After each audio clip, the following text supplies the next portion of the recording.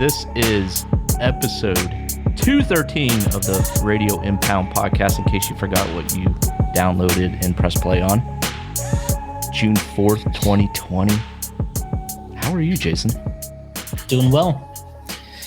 Here at the shop, just kind of getting ready. I can see you.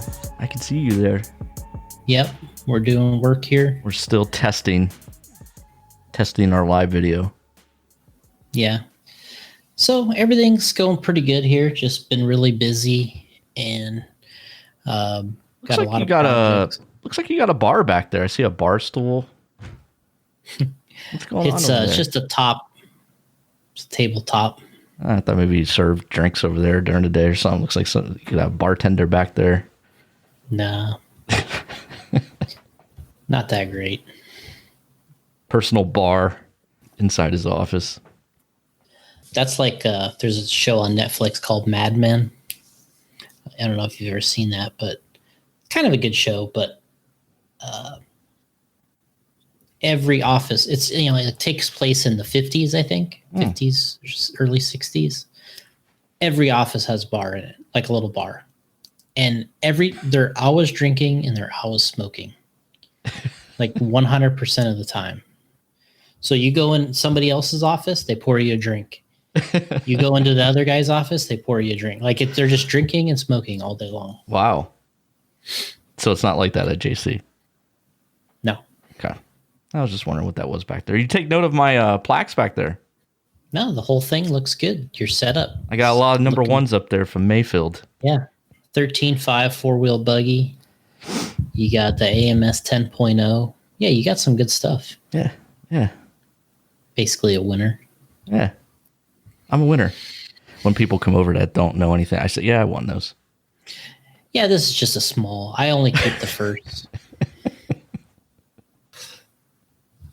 No, everything's going good here. It's busy, and now we're starting to get some races starting to kick a little bit. Got a couple races that are going to be coming. I saw you were racing over the weekend. Yeah, we had some club races. Did back-to-back weekends for club races. Me and Paul raced over at SS Raceway. Lee Setzer, he was just on the show. That's their track. And you didn't make the trip to Carol Baskin's? No, I looked it up though. Yeah, 30 minutes away? Yeah, it was 30 minutes away, and I was like, I thought that was across the street. I was like, damn, you got to go over there and get a picture, dude. But tomorrow we got the Super Cup.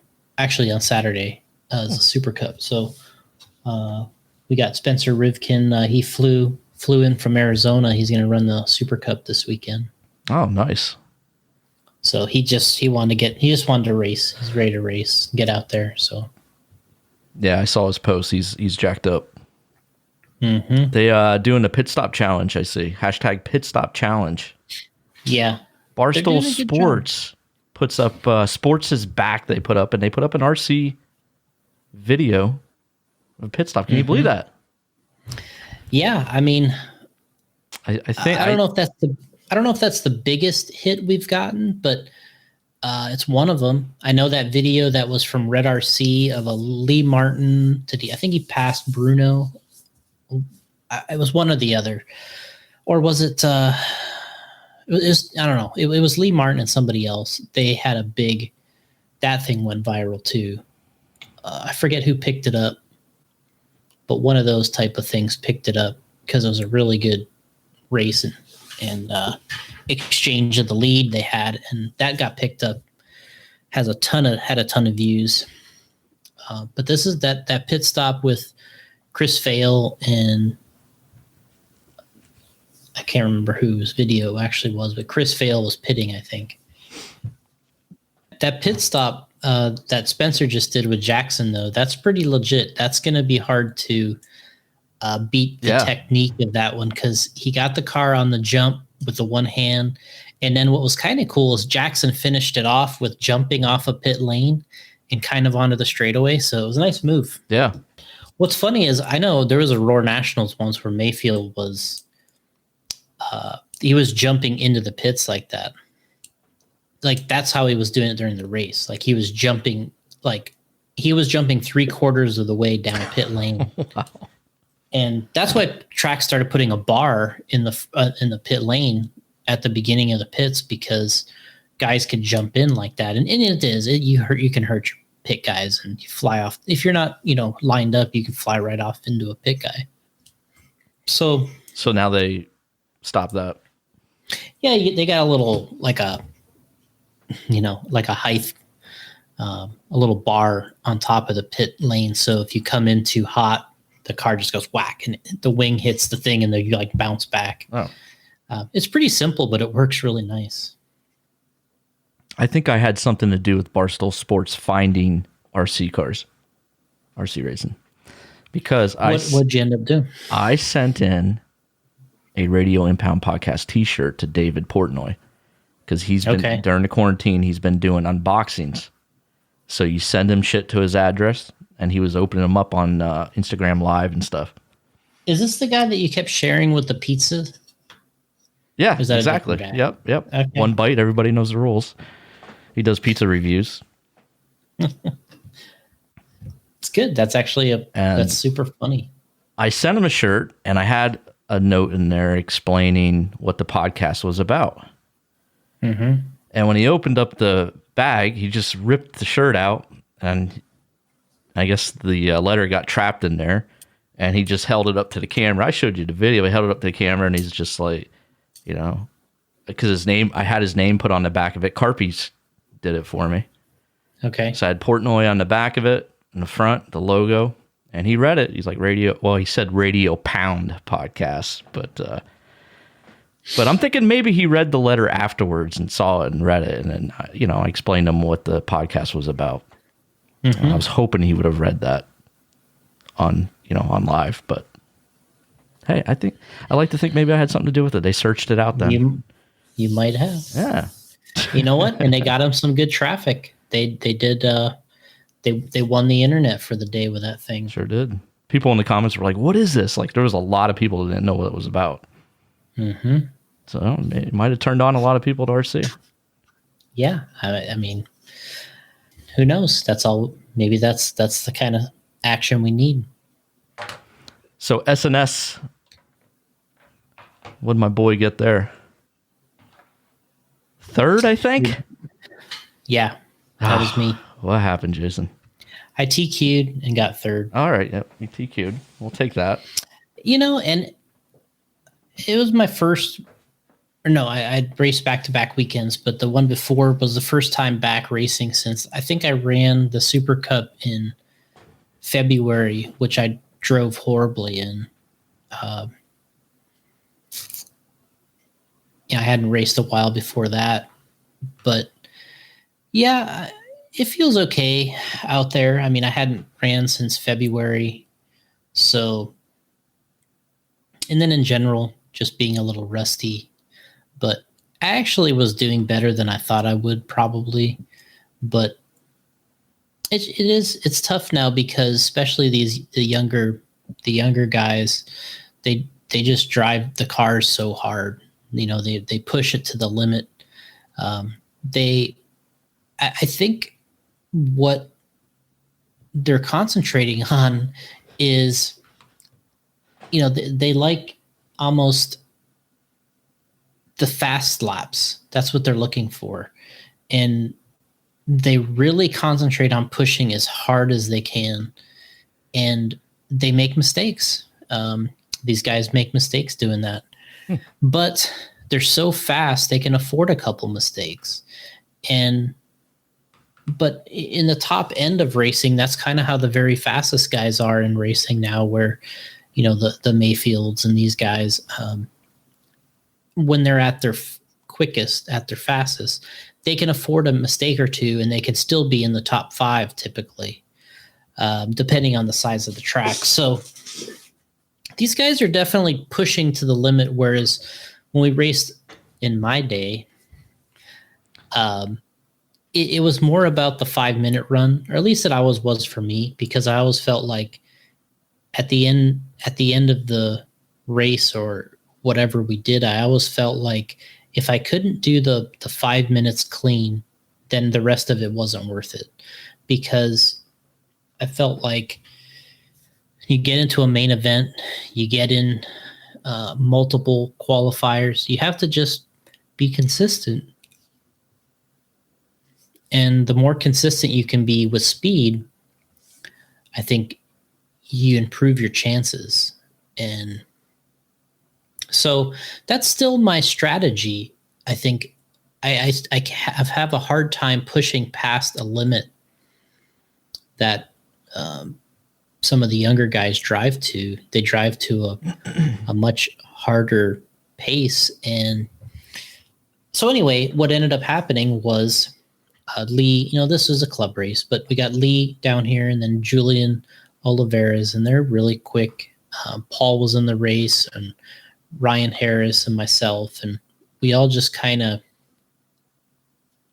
Lee and Julian were definitely quicker lap time wise, and they were leading throughout the qualifier, but they made mistakes, and I got in the lead, and I had a 5-minute run without any crashes, and it still was the fastest time. So, and then in the main, I led for about a minute and a half or so. I made a mistake, and then Lee kind of got tangled with me when I was upside down, but he got around me. So then I kind of got back into second. Then me and Julian had a good race, but I was definitely not as quick as those guys, but I felt a lot more confident driving the track. So it was fun. I mean, it was great to get out, be around other people, and just do some racing. This is episode 213. Who's our special guest with us today? Dan Wyatt. Dan Wyatt. Yep. Bray Wyatt from WWE. Dan the Man. And give me a little bit of lowdown on Dan the Man. Dan's just been around an RC. Dad was a avid RC guy, and then they were able to get into it together. We'll kind of go over that a little, but I mean, the best way is just going to be able to talk to him about it and get the lowdown. I mean, he's raced everything from, buggies, trucks, fifth scale, RC monster trucks. I think his preference is RC monster trucks, and very good RC painter. He's painted a lot of. Oh, we have a painter on the show. Yep. Oh, we're talking about having that. It's cool. Yeah, we got some good stuff. All right, we'll take a quick break and load up on the seltzer, and then we'll be right back with Dan Wyatt.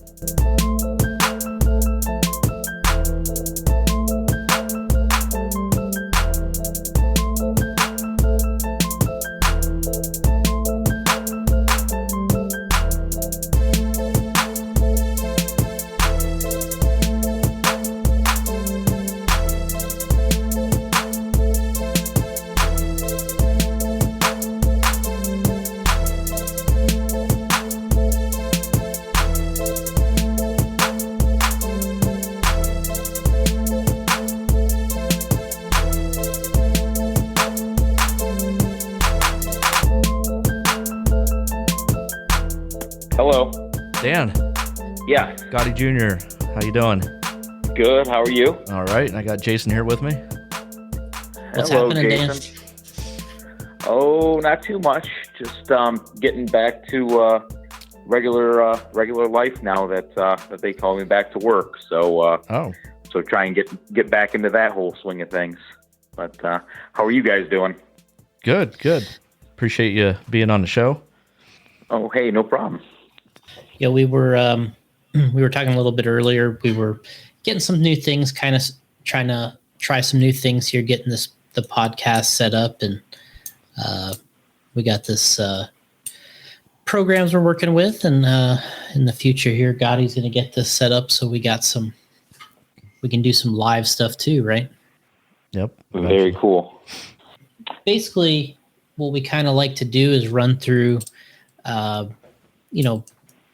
since it's an RC show, we talk about RC. So, and, I know you have a real deep RC history. So, I don't know if you want to kind of briefly describe kind of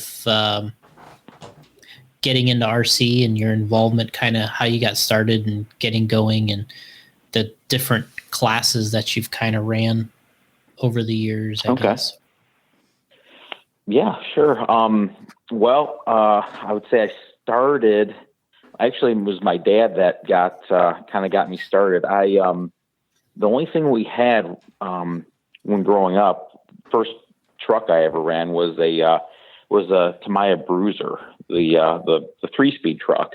Wow. And I was pretty young, to the point of where I was like T-ball and doing stuff like that, like really young sports, and I wasn't really taken with all that stuff. And one day, like we went to an RC track. It was an indoor dirt track, and my dad's like, "Hey, what do you think of this?" And I was basically hooked ever since. So we got like a RC10T, the first one, the aluminum tub truck, and I don't know. I was terrible with that thing. I wasn't very good to start off with, and I swear, the joke was that I'd take home more of the track than any trophies, because I was hitting the walls all the time. But I don't know. I think it was. Yeah. What was that? That's what I would do. I was doing that too when I was racing back then. It was pretty bad. But you know what though? Like, it didn't really bother me. I had so much fun because there was a lot of people that were my age, a lot of, other racers, and the track, it was a Friday night thing. So what it was is, I was still in elementary school when I started.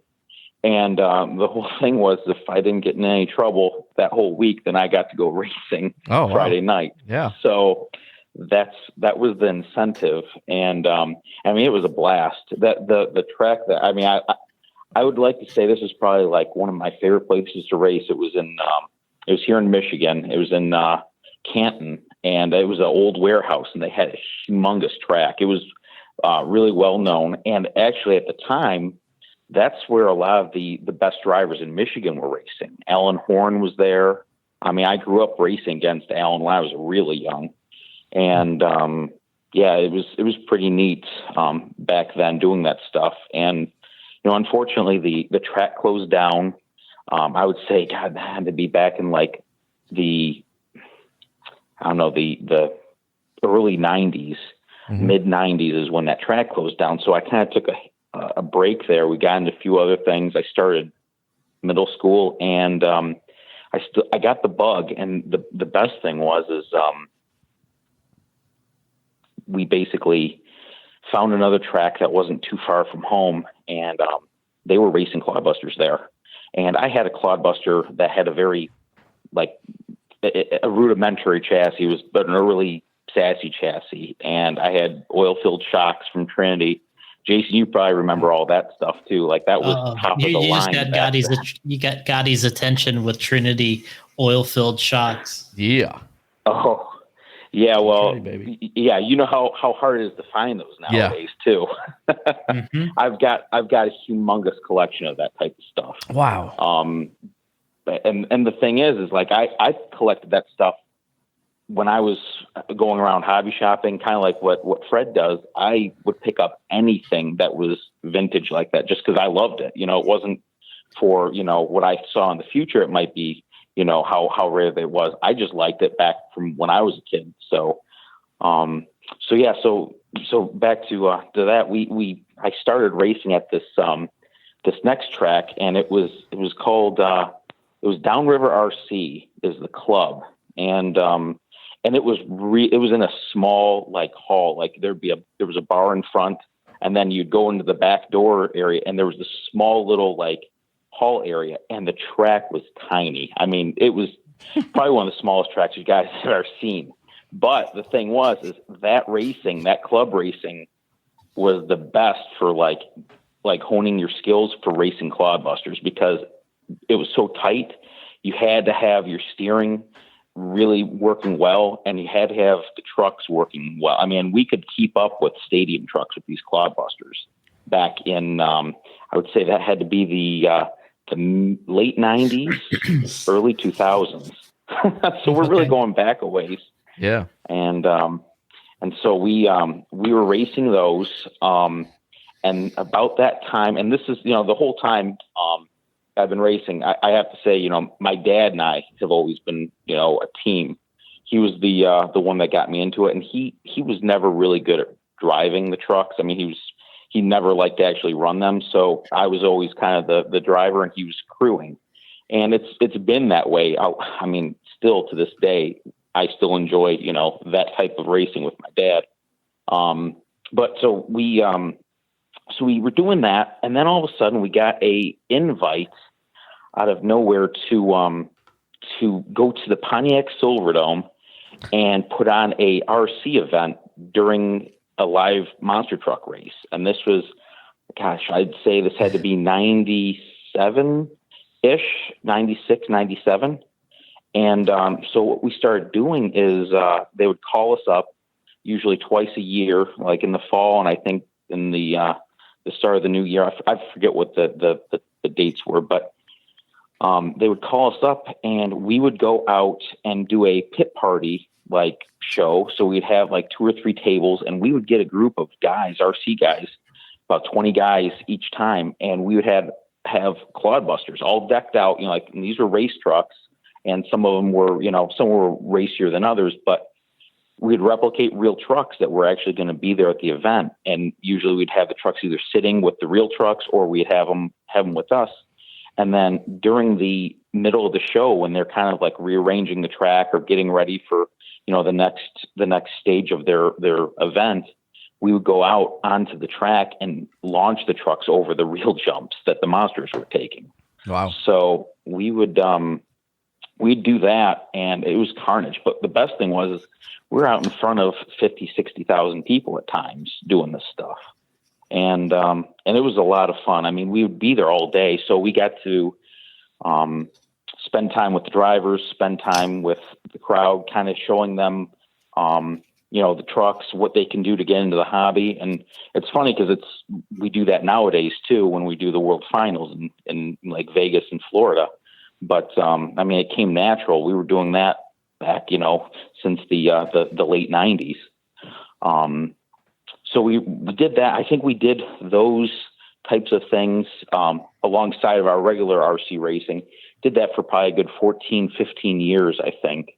And then while all that was going on, and we were kind of got back into things after that first track closed, racing at the small track, really kind of getting used to running these trucks. And I mean, if Jason, I know you remember growing up, there wasn't that much as far as like hop-ups. There was ESP, Sassy Chassis, there was Bennett's. There was also a lesser name, which was Powers at the time. And that's kind of how we got hooked up into the NRC TPH type racing, which is more of a timed event. You're racing yourself. It's not so much a elimination bracket style racing. It's a timed event, and they average out your times. And by the end of the weekend, whoever's got the lowest time obviously is top driver. But we got into starting to go to the NRC TPA. I think 97 or 98 was my first year of doing that. And it was unreal. There was so many people doing monster truck racing, and it was like a small niche, but man, everything that I knew about clodbuster racing changed because there were guys that had completely different designs. It was like a free for all as far as new ideas. And about that time, that's when I met a guy named Tim Powers, and there was also another guy that was hanging out with Tim that I got to know, and that was Barry Musauer. He was, I think, a teenager at that time. He was like a year or so, maybe older than me. And I think that first year, 97 was the first year I was there. And then 98 was the first year I think I competed. And like I had been there racing for a year. And that next year was the first Worlds that I attended, that I was kind of more seasoned in that group. But I raced with the NRC TPA for, I don't know, at least a good 10 or 15 years, I think, from there on out. we had a lot of fun doing that stuff, racing all over the country, the Midwest. And that gave us a lot of opportunities, for, working with sponsors and trying out new things. I mean, we were trying some setups on our trucks that were unheard of. I mean, I think at one time we had one clodbuster that was running a brushless setup before brushless was even really a thing. Wow. And yeah, I'll tell you this, it was an experience, because that was before they really had the technology. So the truck didn't run that great. And we were trying it out at some race, and I was like, oh man, we should never have done this like right before a big race, because I would have done a whole lot better if we weren't trying something new. But at the time, that was like the first race that was that came up to where we could actually try the truck out. It was during a lull in the action. So needless to say, we've tried a lot of different things with these trucks, and I still think that the Clodbuster is kind of like the most well-known, best-selling kit, I mean, of all time. It's what, Jason, like 30 some years now, I think, as far as 87, right? 86 or 87 it came out. 80, yeah, I think so. I mean, that is the all-time best-selling. Yeah, because it's an 87 Chevy, so yeah, that'd be right. I mean, it's still going strong, but yeah. So we've tried a lot of different stuff. That was kind of when I was just getting done with school. I think I was graduating high school, and I was just starting college around that time, when we were really trying some new and exciting ideas. I mean, we were playing around with one-way bearings and trying to get the trucks to really corner. And we at some point in time, we started working with Tim Powers. We developed a Powers chassis that was that we actually sold to the public for quite a number of years. And it was a pretty robust system. And so my dad was part of that with Tim, and then and around that same time, my dad was the director for the monster truck segment of the NRC TPA. So while racing and doing all that stuff, we kind of tried to improve what the NRC TPA had. So I think my dad and I were the first to get them their real timing system to get things up and rolling. Setting up. We did all the new ramps, built all that stuff, and it was a lot of fun. We were very involved with the monster truck segment of NRC TPA. And there was a lot of good drivers too back then. And it's funny because now a lot of them are coming back into the sport, and it's like refreshing to see some of these old faces. And, but yeah, so we were racing with that. And around, I would say about that time of, was it 2009, somewhere around there, I kind of took another break because I wanted to try messing around with a real monster truck. And I don't know if I told you much about that, Jason, but we were doing work with the Excalibur and Sudden Impact team, kind of working with the real truck, doing rides with the original Excalibur monster truck. And that was, I think that lasted for about a summer or two. And that was a lot of fun, but boy, that took a lot of time up, as far as, kind of like changing your lifestyle when you've got a real monster truck, to work on and be a part of. But then from that, like, I started to get kind of busy with real work. I had to kind of change directions. I got into what I'm doing now, which is in robotics, but it wasn't, I guess, a few years after stopping all that stuff with the real monster truck, we got into racing again, or got kind of back into it, got new, you know how it is, like you'll be doing stuff, it'll get like a little bit stagnant and nothing really new and exciting comes out. And it's just like, okay, something else takes over. And then all of a sudden, boom, there'll be some new stuff. People get into things, and like friends will come back into the racing scene, and you'll want to go and do it again. Well, I would say Tad Goad and myself started talking again. We had there was a race, I think. Barry did a race, I would say, at Samson's shop, and that was kind of what got us started. And me and Tad kind of teamed back up. It was a lot of years since I'd seen him, and we started kind of working around these new Stage 5 trucks. Tad did a design off of what Tim was kind of playing around with. Tim Powers, who was also kind of there at the same race.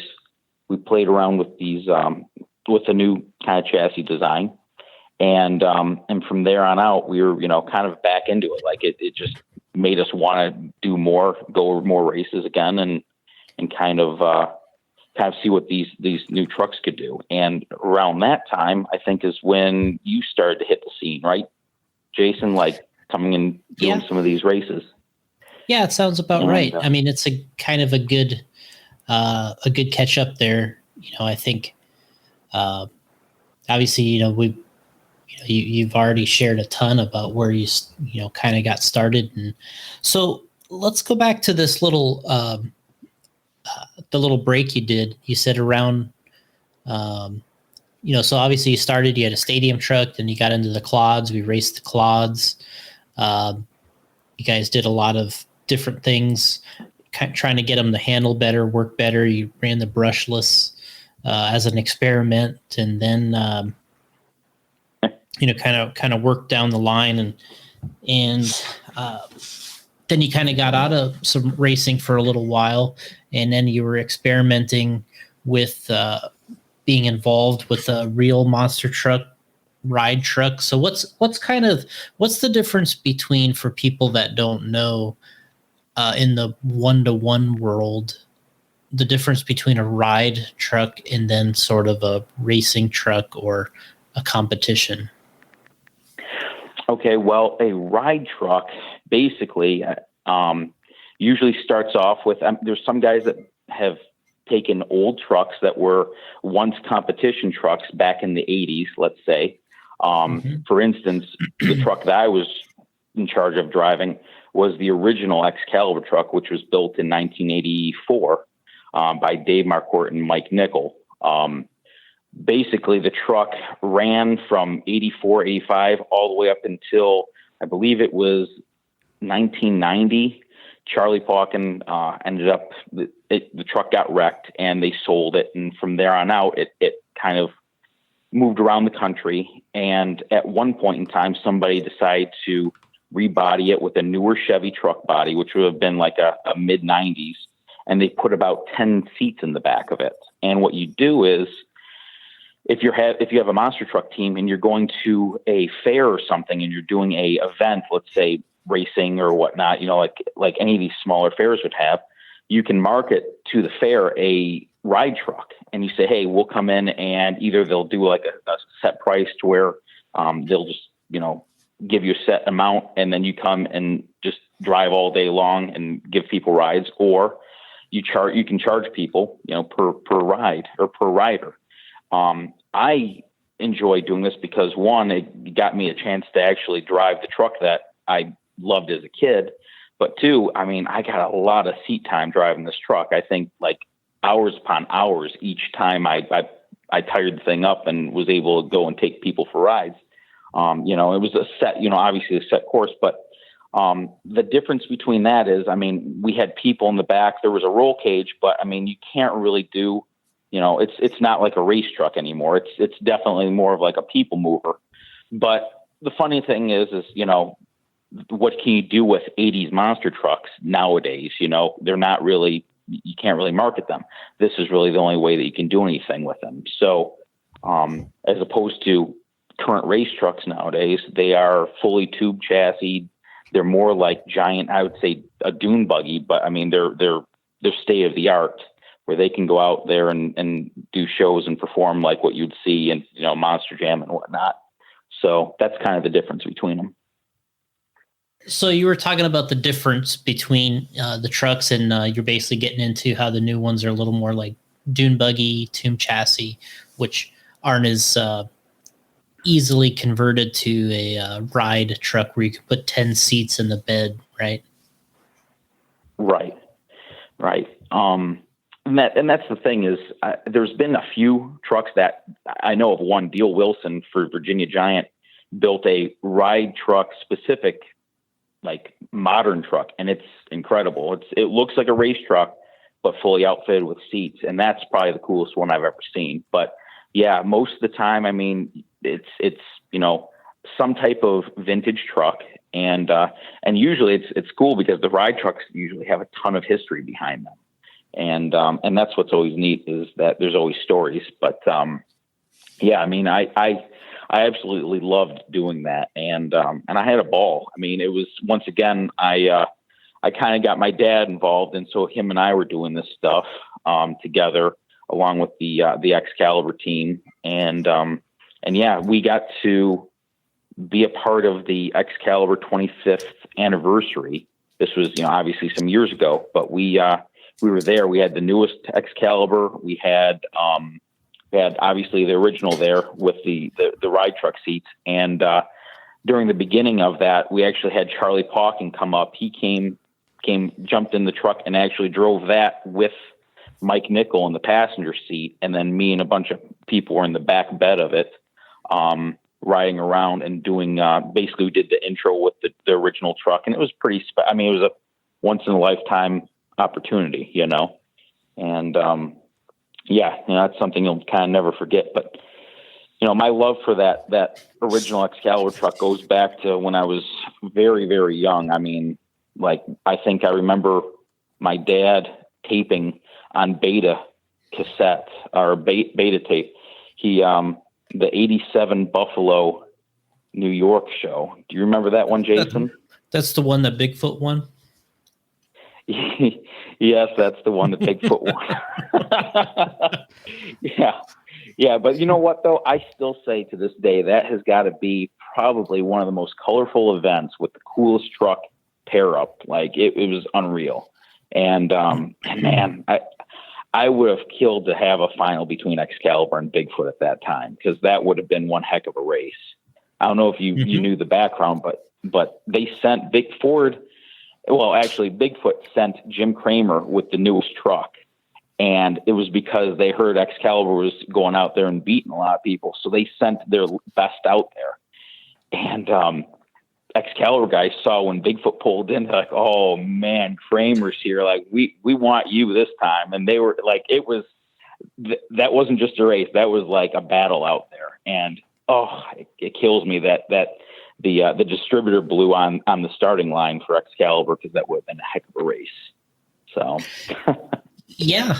I remember watching that as a kid when it was on ESPN, and you took for granted, or at least I did, kind of how these guys, the Bigfoot guys, kind of had their act together at that time, and the money that they had in that operation, and the fact that they were very consistent with their equipment and being able to run and finish races. And then Jim Kramer, but what you really didn't, the Excalibur truck that you're talking about, and the reason we're talking about it is because you had a little break here in RC, and you drove this ride truck and worked on the real monsters for a while instead of RC. But this, that was a really nice truck, and it was a very good performing truck for somebody that built it.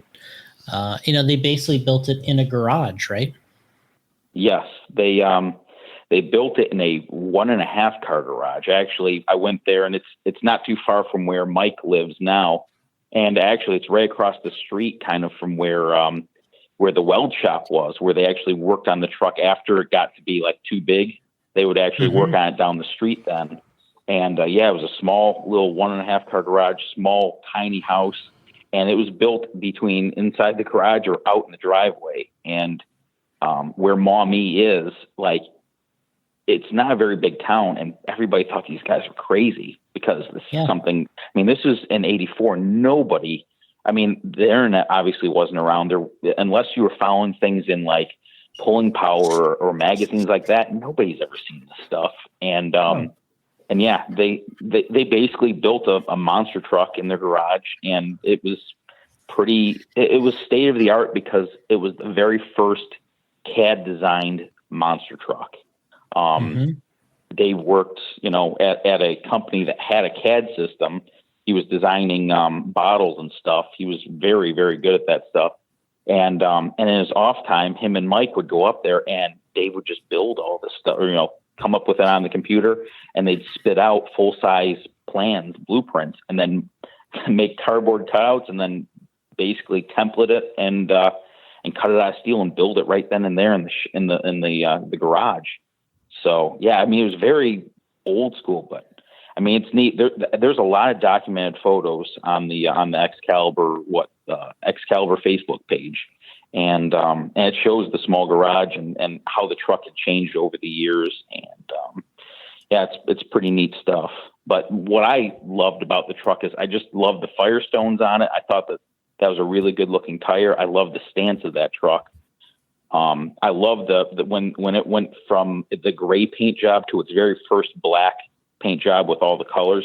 Man, that thing looked sharp, and that was about the coolest truck I've ever seen. And and of course, they did the water rollover, which is now circulated all over the place. But believe it or not, they didn't really want that video out. They felt pretty bad about that whole thing.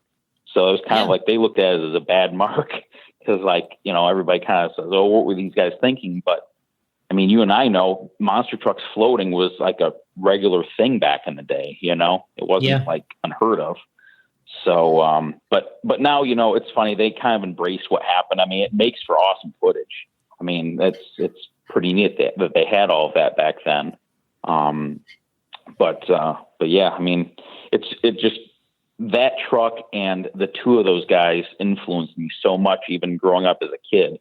And that's why I always tried to run Excalibur this or that, on my trucks, or do whatever I could, because I just really liked the way that team, built their stuff. I always thought the trucks looked really cool. But what was funny is that they didn't have a humongous budget. I mean, it was two guys, they had regular jobs. This was a side project for them.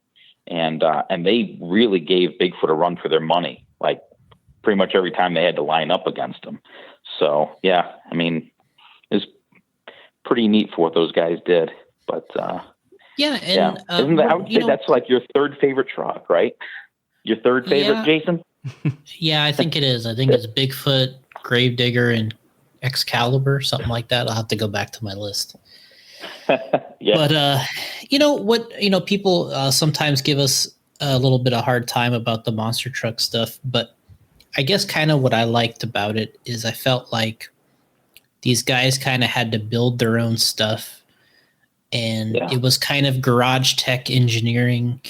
They didn't have just tons of money being thrown at them, and they got to all make it different, and they got to go see how it worked and against each other, and they developed kind of a following, and you had to have your own name and your brand, and it wasn't given to really any of these people. They had to really earn what they got, and they had to do all the work, and it wasn't like you had millions and millions of dollars to somebody push to you and just said, all right, here's all the best engineers, here's all the money. It wasn't like that. It was like, if you wanted something, you had to build it. And I think that's what, to me, what was kind of neat about it, because, there was a time RC was like that. And where you had to build stuff and try things. And if you came to the track with something that you kind of tried or made and it was working, it was an advantage, or it was definitely people took notice. And I guess that's what kind of reminds me of some of that stuff, because in this, as a racer, and I'm sure when you went and raced with your dad doing NRCTPA stuff, and if you could come up with something and you could see how it worked out there, it was exciting. Oh yeah. I totally agree. The early stages of monster trucks really were individual just as much as the drivers. I mean, they and you could see it in the performance too. That was also what was pretty neat is that, now you go to a race and you expect a certain level of performance of the grouping of trucks, right? But back then, there might be only one or two amazing hits throughout the night, that were just like awe-inspiring, and now it'd be kind of looked at like, wow, not really that big of a deal. But back then, if you were clearing 4 cars, that was something amazing, and plus it was amazing on those drivers, because that just killed people, as far as like their backs and everything, because the technology for safety wasn't even really there as far as seats and for like Hans devices and all that stuff. That was best you had was like that Simpson like neck donut. That was about all you had back then. But yeah, for sure. I mean, and go ahead. So you got into this, this break. You did the ride truck and all that stuff, and you kind of transitioned. You're talking about sort of putting this event or get together, that Bari. You kind of got back together with Tad, and then what was it? That was the 4-link nationals. Is that what it was? Yeah, I think that was the 4-link nationals. That was the first one that me and Tad were kind of back into the swing of things as far as racing.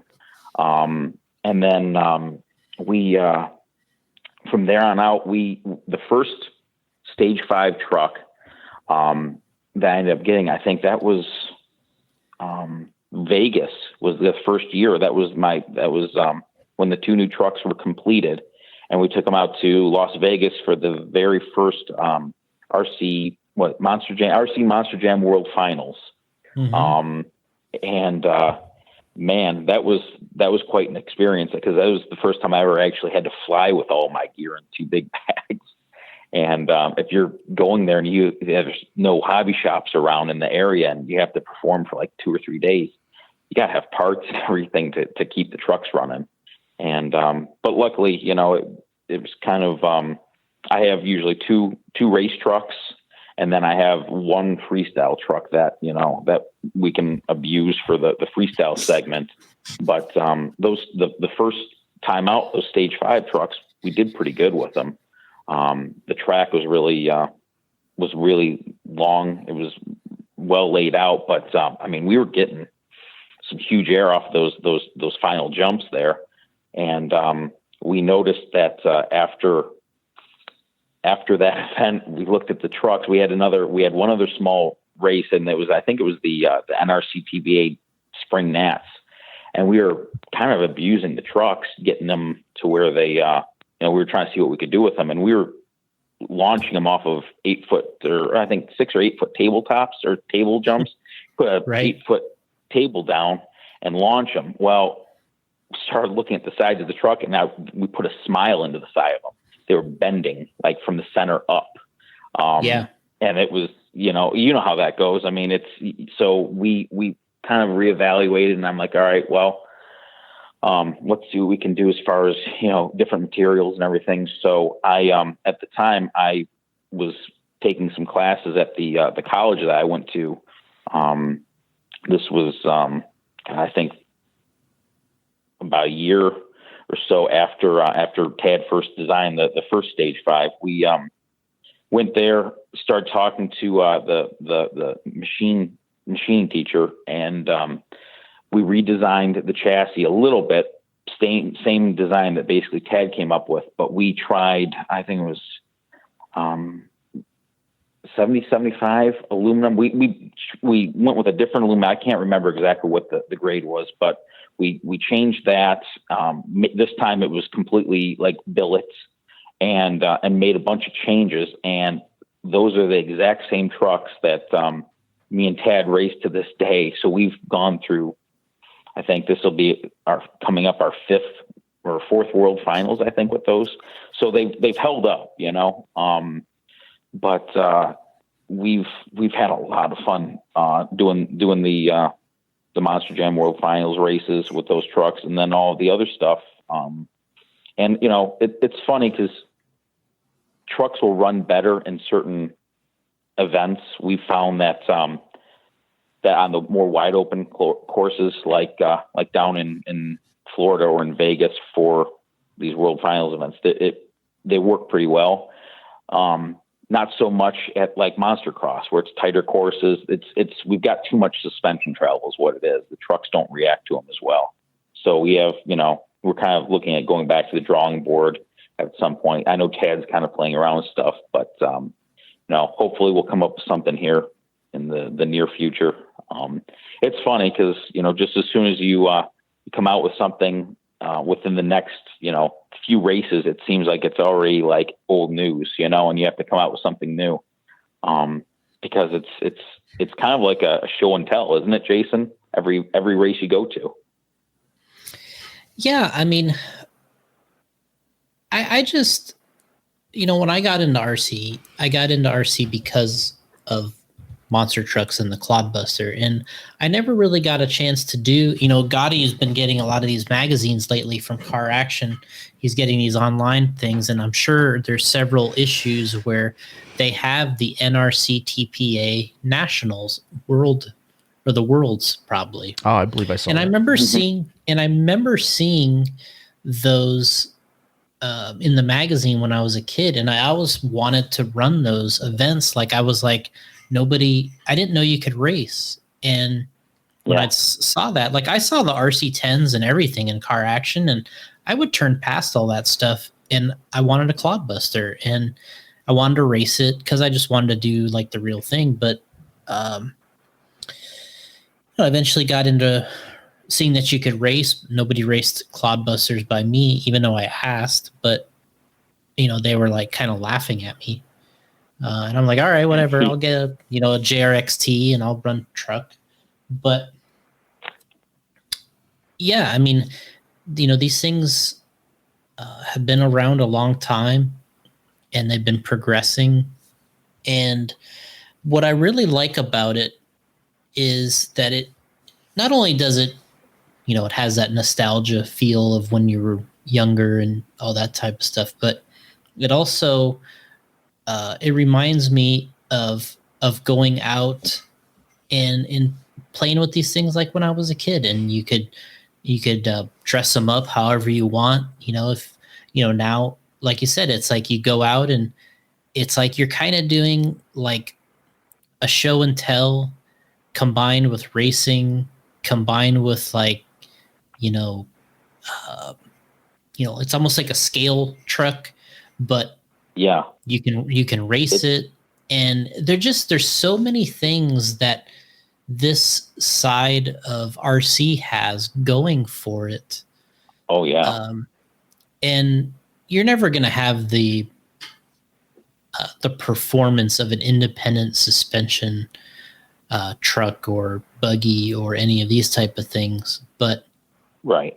What you have in this is you have the ability to make it very realistic, or at least appear realistic, and you can change the bodies. Nobody's going to put you in a corner and say that you have to run a certain body to have performance, which is right. Something we run into so often in RC racing, especially on road, where only this body is the fast one. But what's cool about this other stuff is you're truly you're building something that's kind of your own beast. You can decorate the body and paint it how you want, and it's got this look that that has a scale look to it. And like you said, it is part show and tell, and it's and then a competition. So it really has a lot of things going for it, and it goes through cycles like everything else in RC, where there's the ups, and there's the peaks and the valleys. Doing this, and with what you're saying about the peaks and valleys, I honestly think that companies building new parts, creating new interest helps with that 100%, because I feel like when there wasn't much going on, it's because companies weren't backing the Clodbuster with new stuff, new cool stuff. that's why I think it's so hot right now, is because there's new stuff coming out all the time now. And, and it makes people just want to buy. I mean, either it's impulse buying, or like, I can't, I gotta have that because, so-and-so's got this and look how cool this is. And I mean, that helps a lot. And plus too, I mean, you know, as well as I do, once you build one and you have it, you're like, oh, I want to build this truck now. I want to build that one. And so you start collecting trucks and start building more and more, because you want to have these scale recreations of either your favorite trucks or there's always something new coming out that you just got to have. I know that I'm guilty of that. Or even bodies, a lot of trucks, you can have 5 or 6 different bodies that you could put on them, depending on which look you want to have. And you don't always have to build a whole new truck just to have a different model, There's just so much you can do with them. And then also, we're saying how, go ahead. No, I was just going to say the other thing that's interesting is when you go and race these things, you don't necessarily go by your name. It goes by the truck name. Yeah. Yep. So it's interesting because even though I did a lot of clodbuster running when I was a kid, I never raced.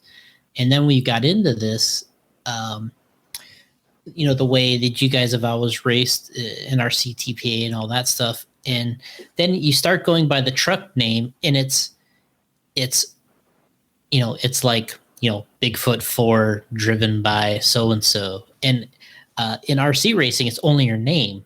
So, So in this, you have the ability at a lot of these events to run multiple trucks, and which is really unique. It's really unique because now you kind of have the ability to,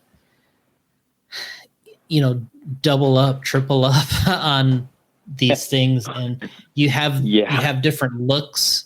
They all have different looks or a different body, and that's what it goes by, is the name of the body, or whatever the name of your truck is. And that was interesting because I was telling the guys that I race with, like Mayfield and Spencer and all these guys at the other races, I'm like, this is like if you could sign up for like 4 2-wheel mod buggy at the Nationals. I'm like, you would have 4 2-wheel mod buggies in your pit. Yeah. So, and it's like, would you paint them all the same? Would they all be different? They'd probably have slightly different setups and maybe a little tire test going on with one car. And it was something I was talking to the guys about. I'm like, just think, I said, if we were running the Roar Nationals and you could sign up 4 times in one class, and you had the ability to, like, one, you might be your tester, you're going to test tires or something on. And then the one that you think is your best is the one you're going out with to try to TQ or whatever. And then your other ones, you're trying to put somewhere in the field or learn something.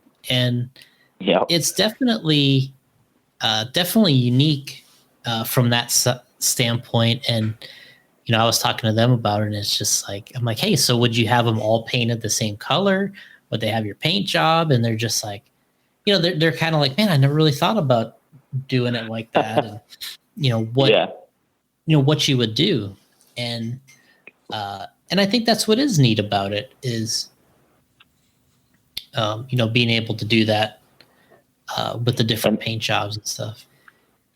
Well, what I've always liked is that, I mean, because I kind of border along scale, try and get something to look as close to the real truck. I mean, because obviously I do paint work, so I try and strive to get my paint work to look as close to the real truck as possible. And I always try to pick trucks that are pretty wild as far as their paint jobs. And hard. I mean, that's one of the things I enjoy. Yeah. Yeah. Hard paint. And I always enjoy that, but like, I love to build trucks that I loved as a kid, ones that I can say, yeah, I remember watching this video, and you hear the name being called out and you're like, oh man, and you can watch this video, I don't know how many times, as a kid. And every time when they go line up, you're like, oh man, this is going to be good. Even though the outcome. I wanted to build, trucks that were sentimental to me, that meant a special place in, my heart. So, So that's why I would always do like the Skull Bandits, the Excaliburs, Goliath, and all that. And really, yeah, I mean, you go out there and you try different things. Like, retro is, we can talk about that too. Retro is completely different than race, pro mod or, that sort of thing. I would always have like four trucks for like mod back when I was really, charging hard at the NRCTPA. And I'd have one truck that was all different, completely new design or something that was, we were trying out.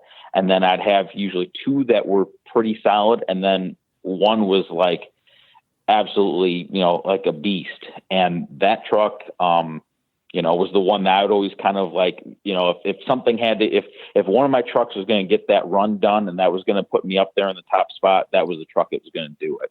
And it's funny, like you start to, you kind of put yourself in a mindset, because it's like anything, you want to go out there and do well. And sometimes, you can psych yourself out, but sometimes, if you're in the moment, it's good and you can't lose. But yeah, I really, I miss some of those big NRCTPA races when there was 300 plus trucks at an event, and everybody was, it was a all weekend long, like showdown. And we would be, after the main racing would be over, we'd be like doing drag racing, be doing money racing, like in like the corridors, just cause it was fun. We didn't want to, call the night off. We just want to keep hanging out and running trucks. So, but yeah, and then, like I said, retro is a completely different animal, which I think that's one of your favorites, isn't that? Would you say retro is your favorite now? I love the retro. Yeah.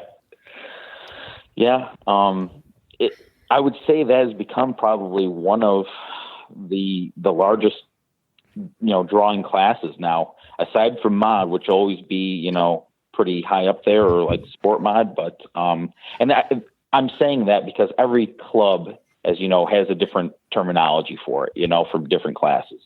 We always kind of looked at pro mod or, modified as like, you basically have a set of clodbuster axles, gearboxes, and whatever else you want to do with the truck to make it quick is what you can do.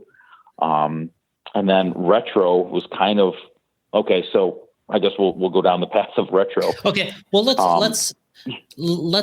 start with, from retro and go to pro mod and kind of do like a little bit of a simple, what would this be, like the monster truck classes for dummies book? Okay. Right. All right. So we'll start with retro then, right? Because that's the closest thing to box stock clodbuster, correct? So yeah. Is that what you want to do? Okay. So yeah, start there. So let's say, okay. So if you were to buy a box stock clodbuster, a Tamiya clodbuster, you build it from the box. It's a completely stock plastic chassis, everything, and I would say retro is as close to something that you could build, build from the box basically. And what that originally kind of started out with was we were running, well, it's basically 27 turn motors, right? And we're doing, oil-filled shocks. You can do that.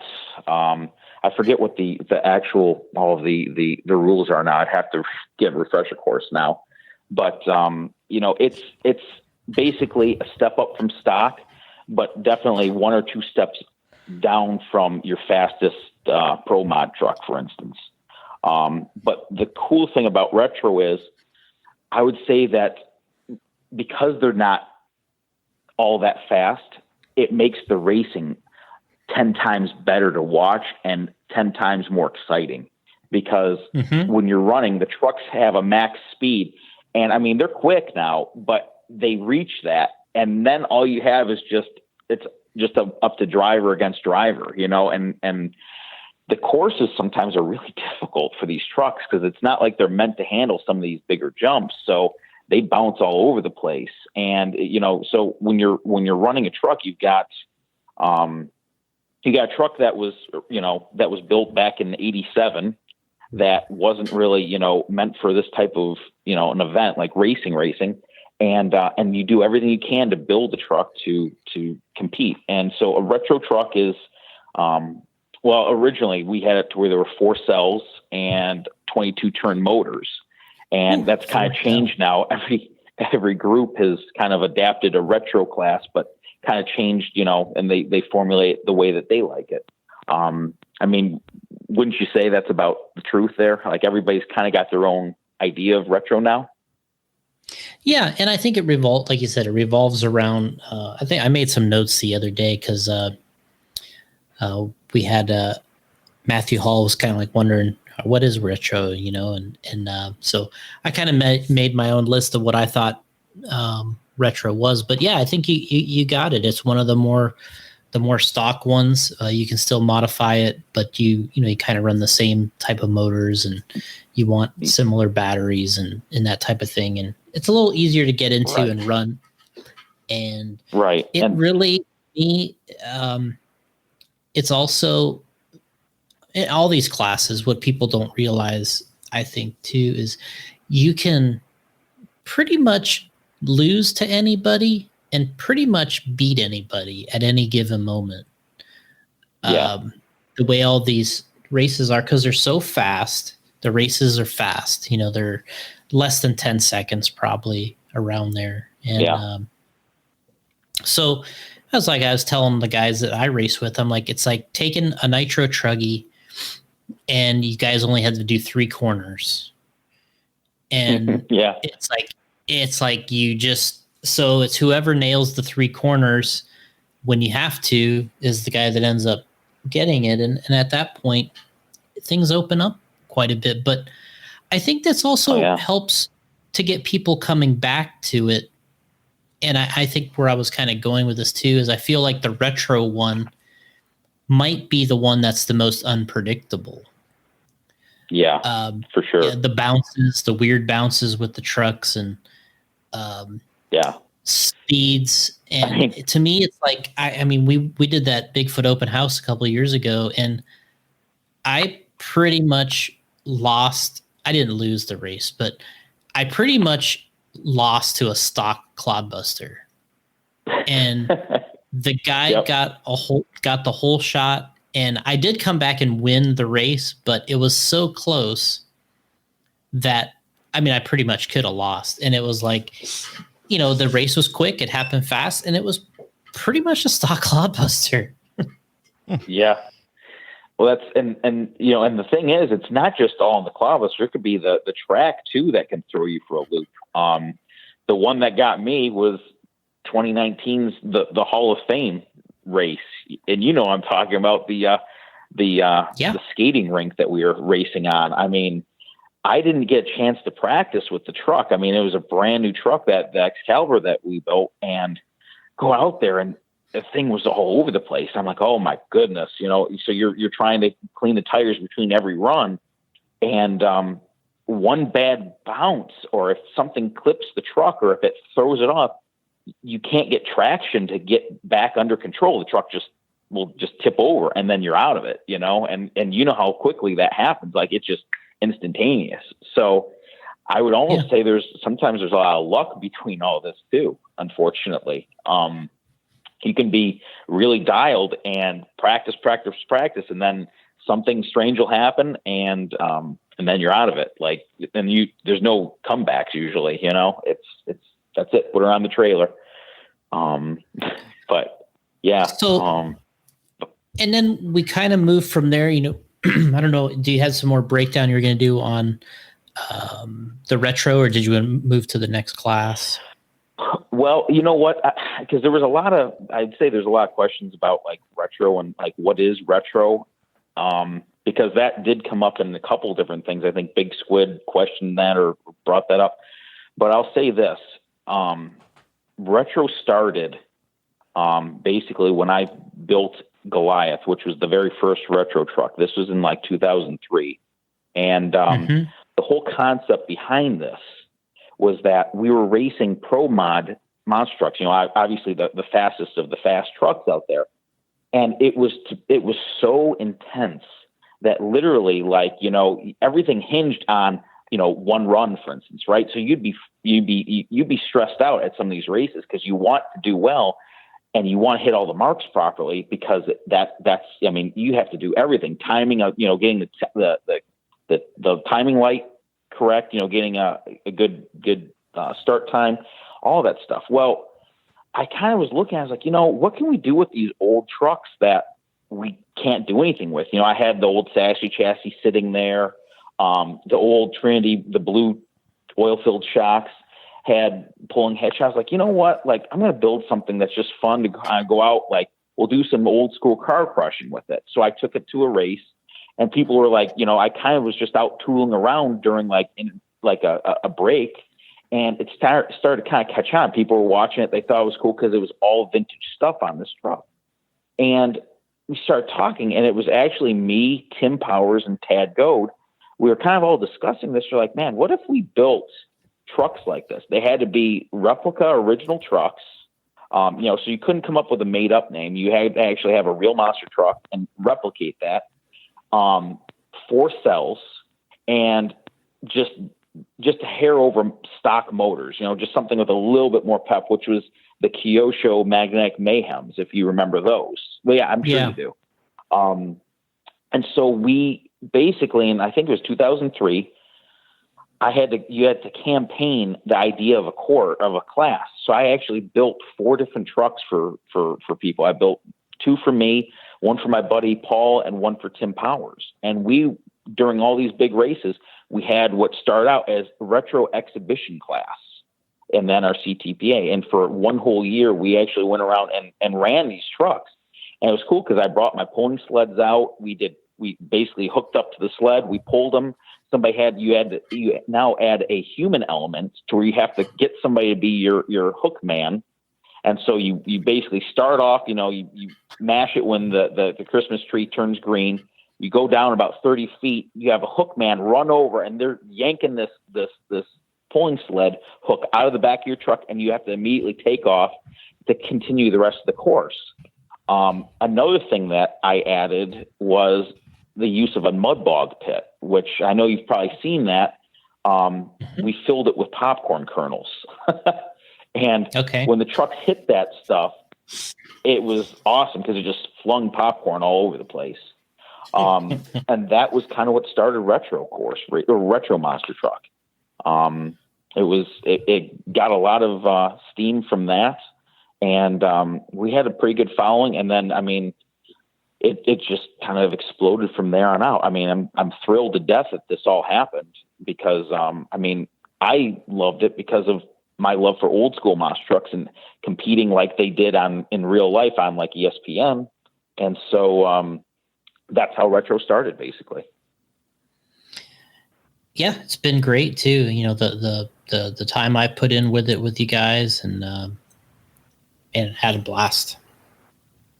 And now, obviously, what's funny is that guys have, now there's stage 2 retro because they want to go faster, which I knew that would happen at some point in time. There's a lot of back and forth, like retro needs to stay slower. We need to keep them more like, museum trucks or like, show trucks and everything.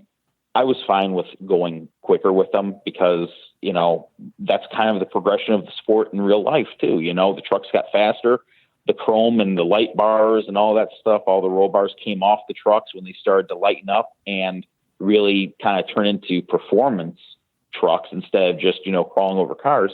So that's where stage 2 retro came out. And, now we've got, guys that are designing chassis. I know your project and everything, obviously that's coming out. Do you want to talk about that too at all? We'll do that at the end. I think we'll just, kind of give a little bit of a brief on the different classes and what people can use. And then we'll touch on that at the end. Okay. So that's basically retro, right? Gives you a lot of different options, and it's really good for people starting out in the monster truck side of things. Then I would say sport mod, right? That's kind of where I would say that's a very large class too nowadays. I don't race a sport mod truck, so I couldn't tell you all the ins and outs of all that stuff, but I would say they're mostly SMT 10s now would probably be the best way to put it. Or would you say there's quads in there too now? I think mostly SMT 10s. And what the running that I've been doing with it has been,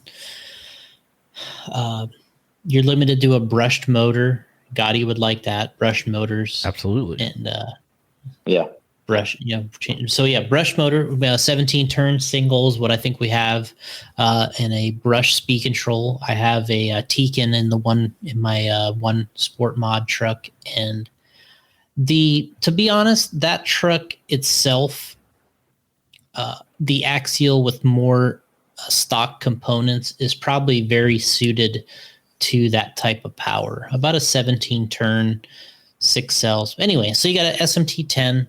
17 turn motor, brush speed control, and you can do some upgrades to the chassis and everything, but in general it's about the power, and it's a little bit more racing on a budget, and they call them sport mods, and they like to also decorate them or do the bodies more similar to what was running in like the early to mid 90s or the 90s in general, and which I like. I like also. So I've had fun. I only have one sport mod truck, but I really like driving it because it's not overpowered and you have really good control with it. And I think it's a kind of a natural progression for a guy that has a retro and then he has a sport mod, and now he's really getting his feet wet. Yeah, for sure.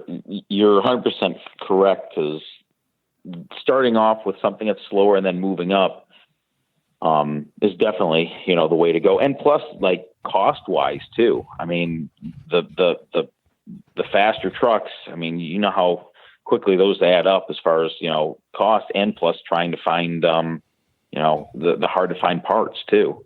Once you start getting into the pro mod side of things, you're dealing with some pretty exclusive parts sometimes, especially chassis, wouldn't you say? Yeah, I think that's pretty accurate. Yeah, but yeah, so pro mods, you're now kind of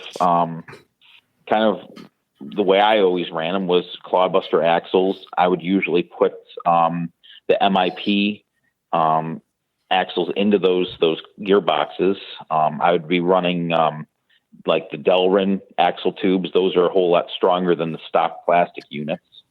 And then I usually, I always had the behind the axle steering setup on mine. And then obviously your choice of clodbuster chassis, that could be anything from, I would say like what I'm drawing a blank here, like a ZRP chassis, the Terminator chassis. What is that?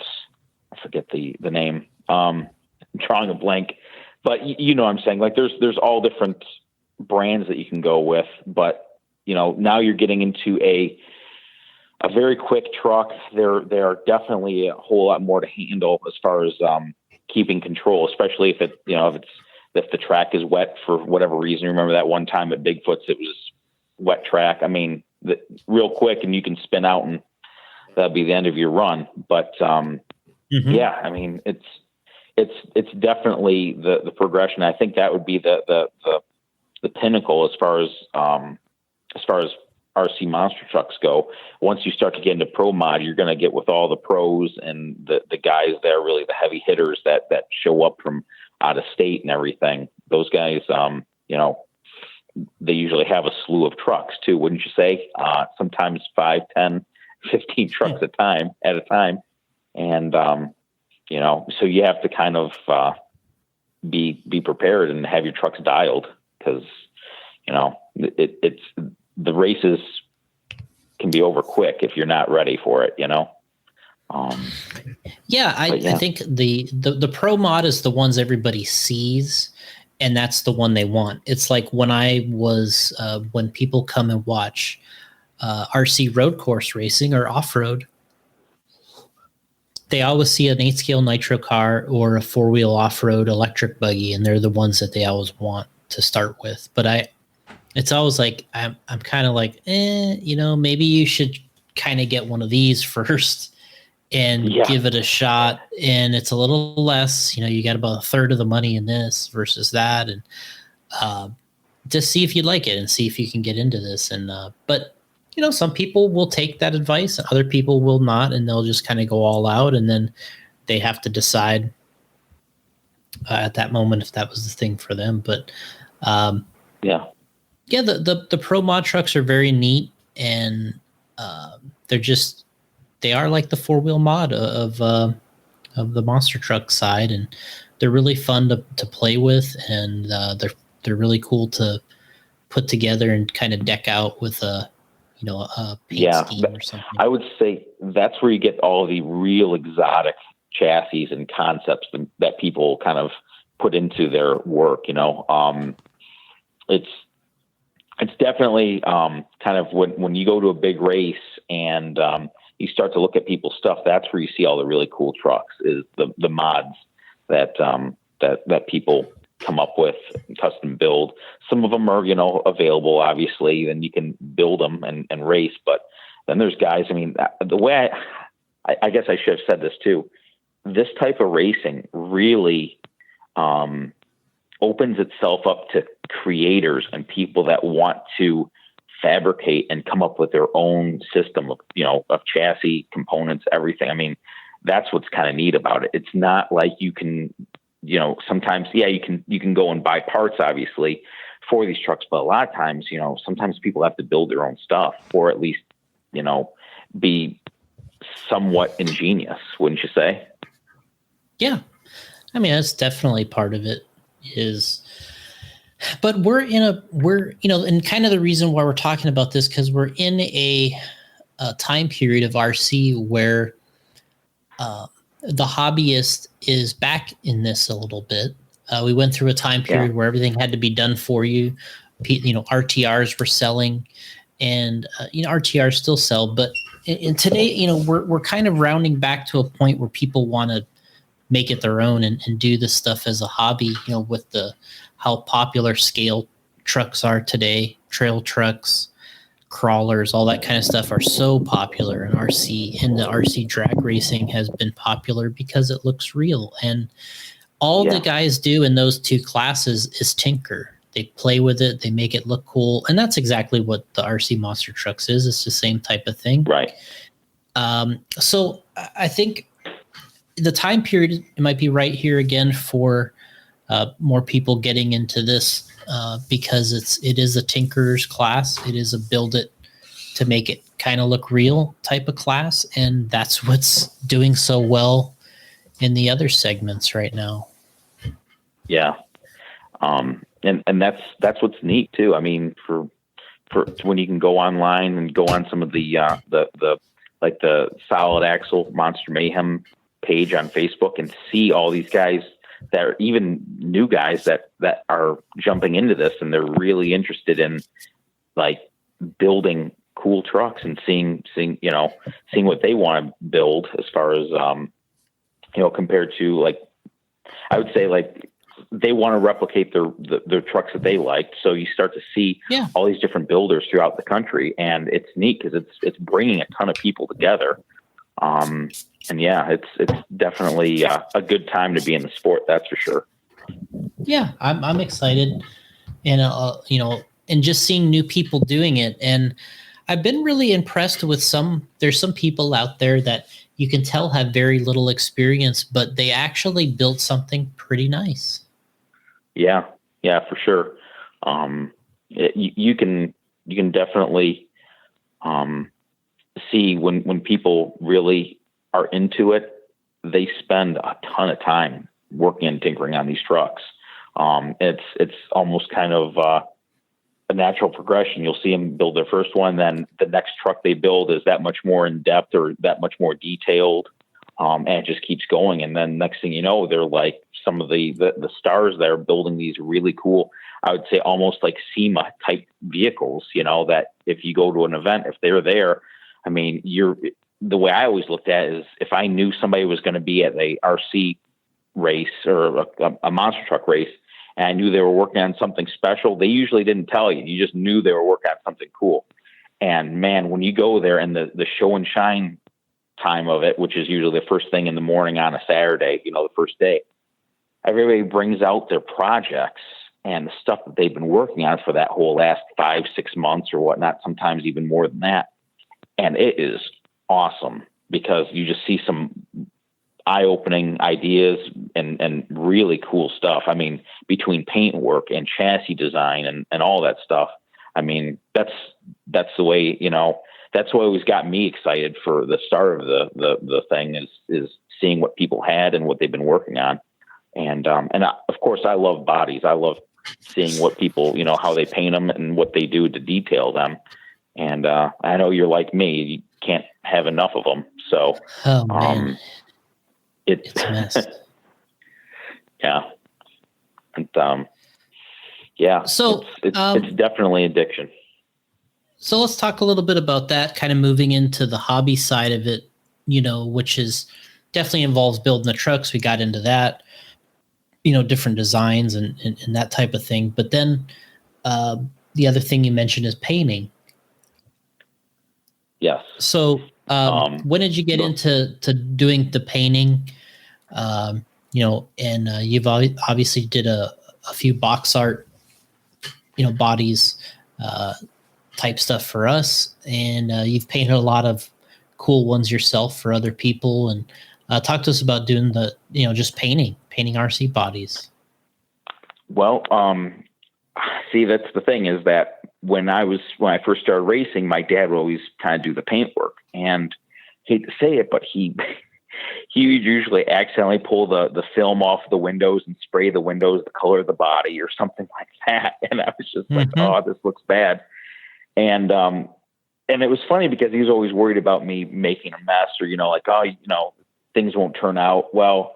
What started me off was I was in high school and I was actually on this robotics team for our high school in Dearborn. And what it was is, you would go to these competitions and all the work was spent on, making these robots work because that was part of this first robotics. And so there was a lot to do with the robot and that, obviously we're not going to get into that, but our robot had Lexan side panels that went all the way around it and they were clear. They didn't need to be clear. There was nothing really saying that, that you had to look inside of it. So I said, hey, can I take those home and let me see what I can do with them? So I took these big, huge Lexan panels home and I talked to my buddy. And this, like I said, I've never painted anything in my life. And this was, I think 1999 is when I first started painting.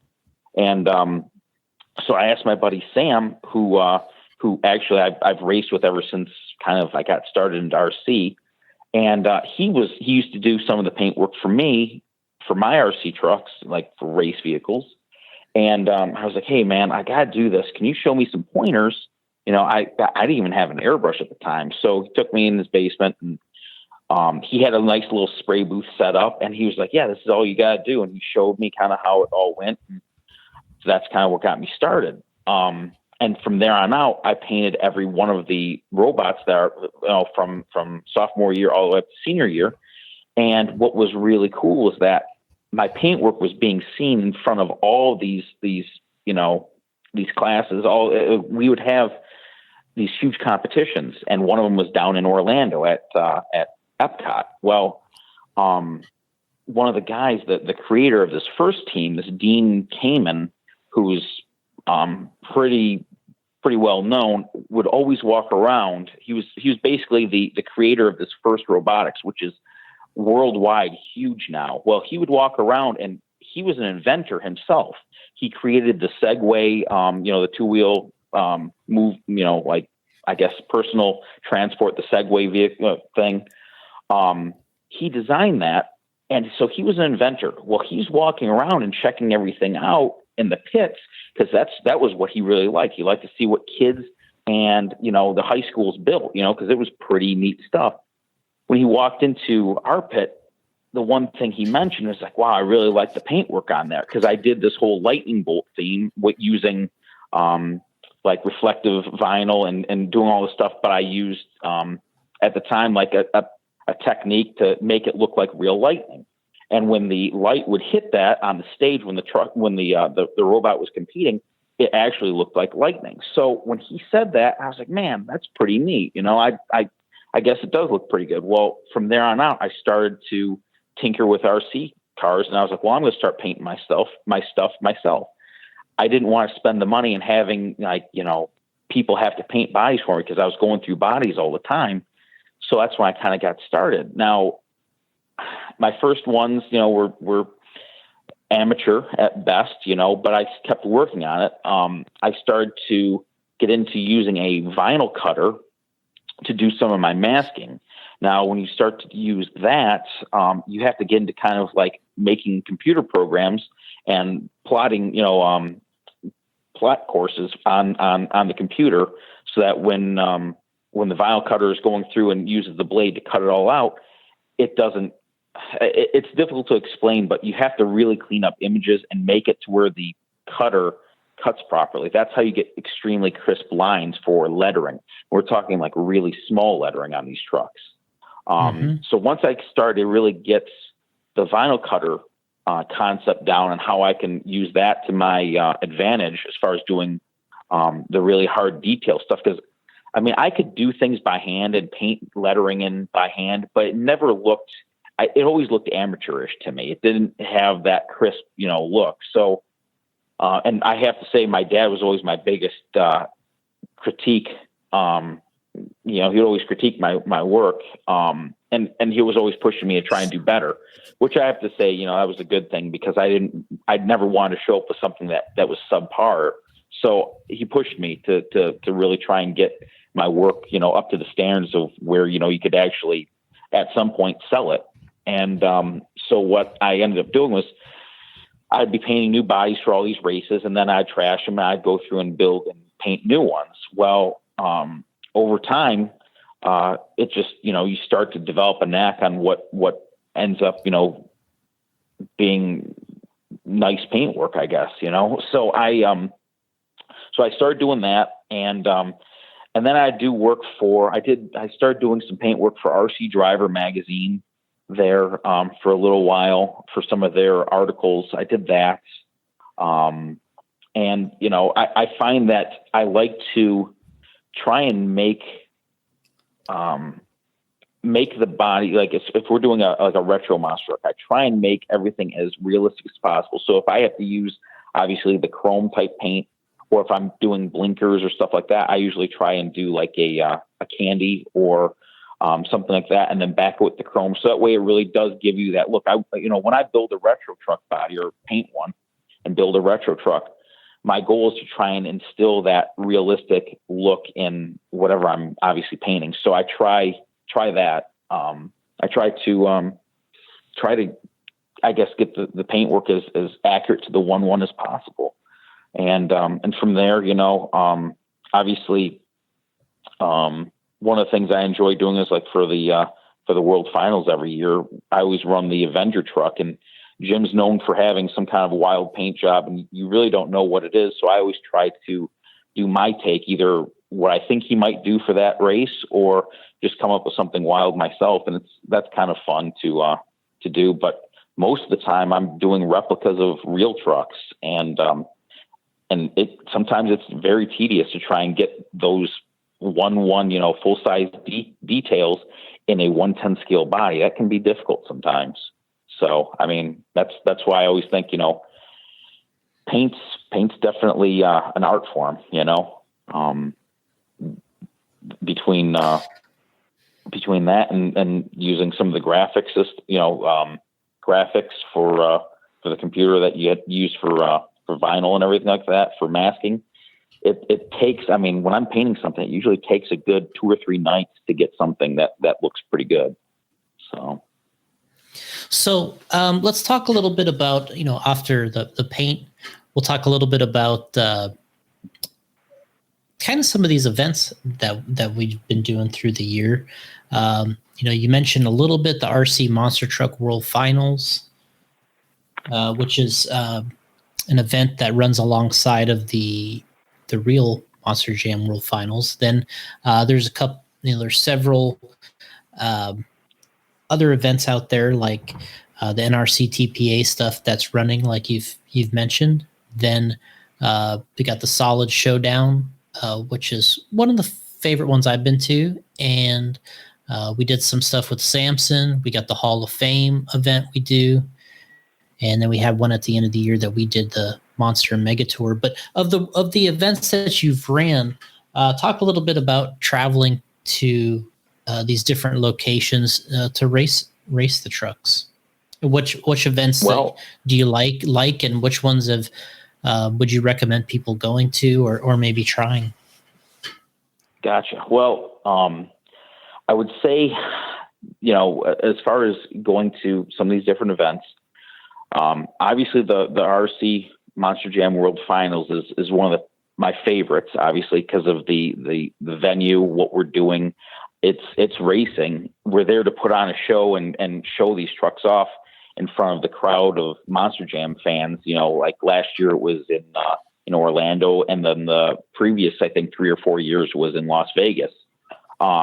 It's pretty neat to actually, up until doing this stuff, I never really traveled by plane. So doing this, you kind of feel kind of like a rock star coming in with all your gear. You fly in, get a rental car, drive to the event, and you meet up with everybody, get your stuff all settled down, build the trucks up, and the next thing you know, you're testing them out on the track.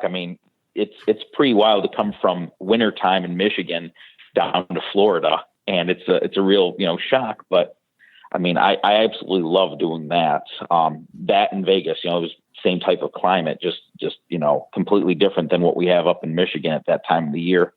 I would say that the World Finals, you get to mingle with people that would normally, that have no idea what they're even looking at. These are fans that come for the full-size monster trucks to watch them, do battle out there for their World Finals championship.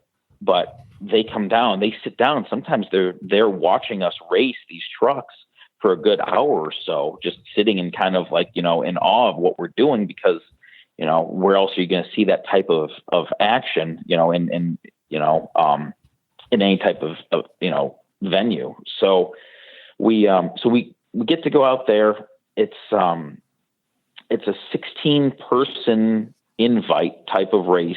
So it's kind of like they try and find 16 of the best drivers, guys that can compete in RC monster trucks. And you've got usually 2 trucks per driver.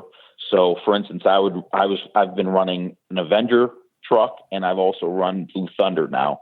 Those are my 2 standby trucks that I'm always running. And so we basically get there, we practice usually I think it's like Thursday, we do a full day of like practice, make sure everybody's got the program down, and everybody's set to go, because as soon as those gates open for the Monster Jam fans, it's like a stampede. They come running, and either to get autographs or to check things out, and we are basically nonstop running until the end of the pit party.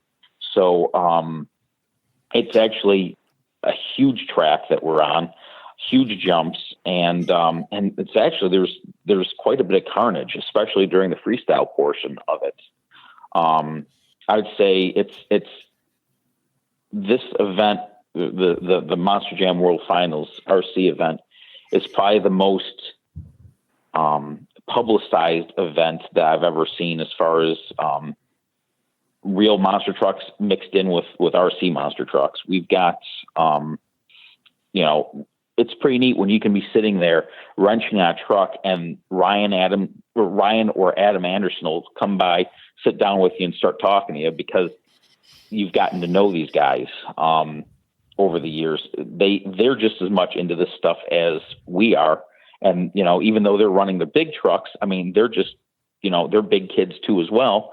And they come by and hang out with us, and usually are pretty accessible the whole time as far as hanging out. And it's just a really cool way to have an event. I mean, it's definitely unreal. What wouldn't you say? Your first year was pretty cool, wasn't it? It is. Yeah. I mean, I think the thing that I really liked about last year, 2019, is all the events we did had a lot of, we were doing it in front of people. And that's what was unique about the monster trucks last year between that event we did, the World Finals, and we did the Bigfoot Open House. We did the Hall of Fame and the Horizon RC Fest. We did all those events, and they were all in front of people. So that's what I liked about it. And the Monster Jam one was probably the most amount of people. Yeah, it definitely. I mean, it's neat because you feel like you're in a stadium full of people because you hear them react to the trucks, either during racing or what's even more exciting is freestyle. Because I mean, what we do with those trucks is way overkill than what they can usually handle sometimes. I mean, it's brutal what we put some of them through, but it's funny. You'll say, okay, well, I know I've got to run another truck here. I've got, 2 trucks in freestyle. This first truck I'm going out there, I'm just going to take it easy. I'm not going to destroy it too bad because I have to come back up in 20 or 30 minutes again and run my second, alias truck. And it's funny because you go out there and you start to forget that original plan very quickly. I don't know if Fred does, I'm pretty sure, but next thing you know, you're just launching the truck for all it's worth. And I mean, you're getting sometimes 10, 12 feet of air with these trucks and it's unreal doing backflips and just annihilating, just driving them right into the ground. And then all of a sudden, it's really the crowd that gets you amped up really, because they start, hollering and screaming for more. And I mean, next thing you know, you're doing way more than you thought you were going to. And then all of a sudden, like after your run, you're like, I mean, it's usually such a rush that you're like, oh shoot, now I gotta go fix the thing, try and get it back, so I can complete my second run. There's no feeling like that. I mean, I still get jitters and get nervous because you want to go out there and put on, like the best show you can, and you want to get people on your side because obviously, the end goal is to win the freestyle competition. But man, oh man, everybody keeps upping the ante, and the best thing you can do is just try and keep the truck together for that full 90 seconds. And, sometimes it works and sometimes it doesn't, but yeah, it's that I would say is probably some of the most exciting racing, but that's more of an exhibition. That is a race. I guarantee you, we're racing for blood out there because we all want to win, but it's the whole race is more or less to give the fans of Monster Jam a show, but also a race and, a mini RC Monster Jam. That's kind of what the whole thing is. But man, it is very competitive out there. And, but that's what makes it fun, I would say the next. Do you want to talk about the next race then, or the next type of event that you like to kind of, or that you've been to, or you've seen that people could hit up? Okay, well, I would say because this is more of my background of when I first got started in racing, because of the club racing, I love Monster Cross. That usually happens. Mo and Matt Stoltz. They put on one hell of a race in Pennsylvania, and it's lap racing. It's timed. It's usually like 5 minutes or whatever they choose, but it's full on lap racing with monster trucks, and it's very competitive and it's a lot of fun because I like the timed racing. And we have like you said, 3 corners. You have to hit those corners just right, and or else you'll probably end up losing if you don't if you bobble. lap racing, obviously you can, if you have one run or one lap that's not good, you can continue on and get into a rhythm, which that's what I really enjoy. Those guys, always put on a really nice race.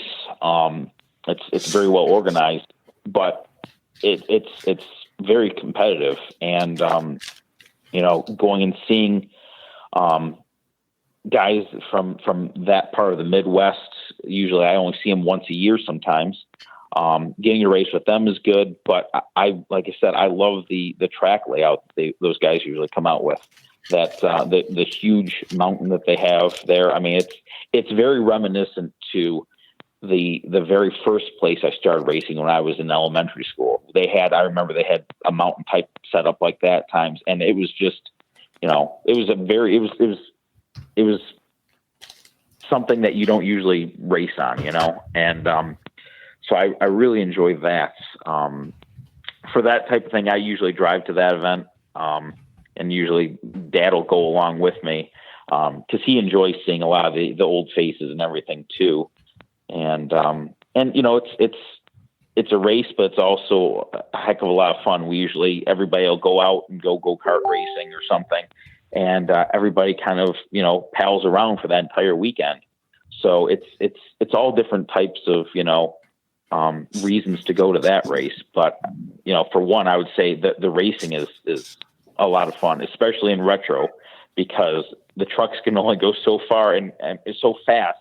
And when you're racing in a 5-minute heat or main with 6 of those trucks or 8 of those retro trucks bouncing around, it's hilarious. And I mean, it's very competitive too.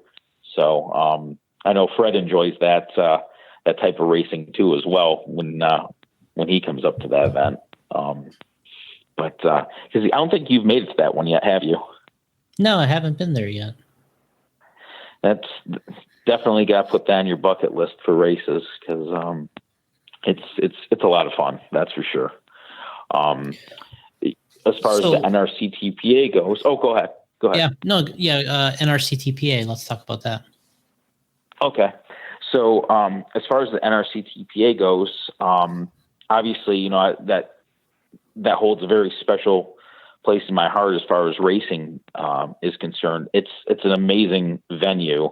Being at the hotel like that, I mean, literally we drive there. For me, it's only about a 2-hour drive from Detroit to Montpelier, Ohio. And you get there and you actually get your hotel room, and you can pit out of your hotel room, and usually those windows open up and it's to the atrium, which is where all the racing, and on the other side of the complex is all the truck pulling. So it's kind of like monster truck racing and truck pulling all in the same weekend.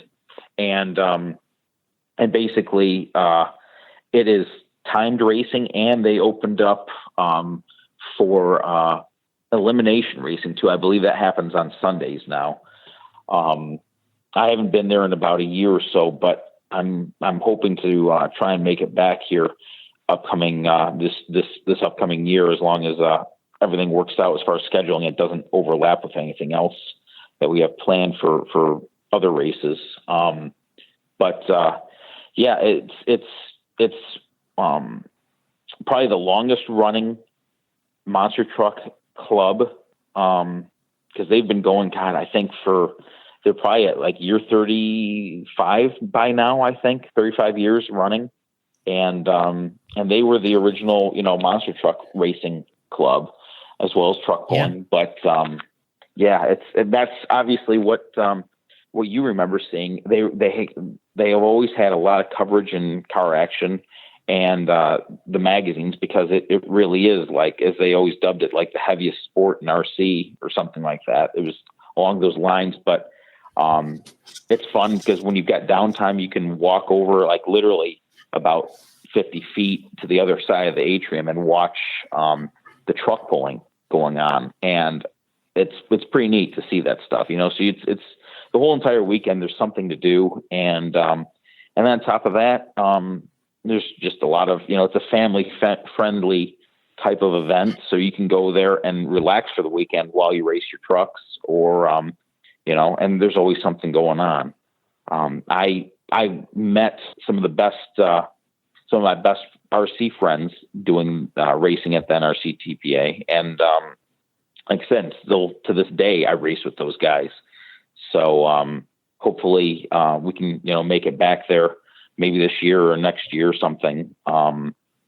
Obviously with the whole COVID thing going on, they kind of threw everybody for a loop, like completely. But yeah, I mean, it's been, I don't think you've been to that event either, have you? No. Okay. Another one for the bucket list. That's right. Yeah. And let's see. All right. So I covered Monster Cross. Obviously, I've never been out to the Showtime Solid Axle Showdown yet, because that's a little bit harder for me to get to. With my work schedule, it's difficult to make a long trip like that and make it back and still make it back to work on time. But I know that from everything I've seen, it's a hell of a race. They really focus on retro out there too. They're big supporters of that. And Marlin, the Cox brothers out there, they definitely love the sport. They're huge into that stuff. So, and they've got one heck of a following too. I mean, you've been out there numerous times, I would say, right? I think I remember at least one or two times, right? I went once. Fred's been many, many times so far, but I've been just once. Okay. I love the popcorn pair, the mud bog section they've got there. It just, I'll say this, their tracks look really technical and really cool, and I've wanted to go out there.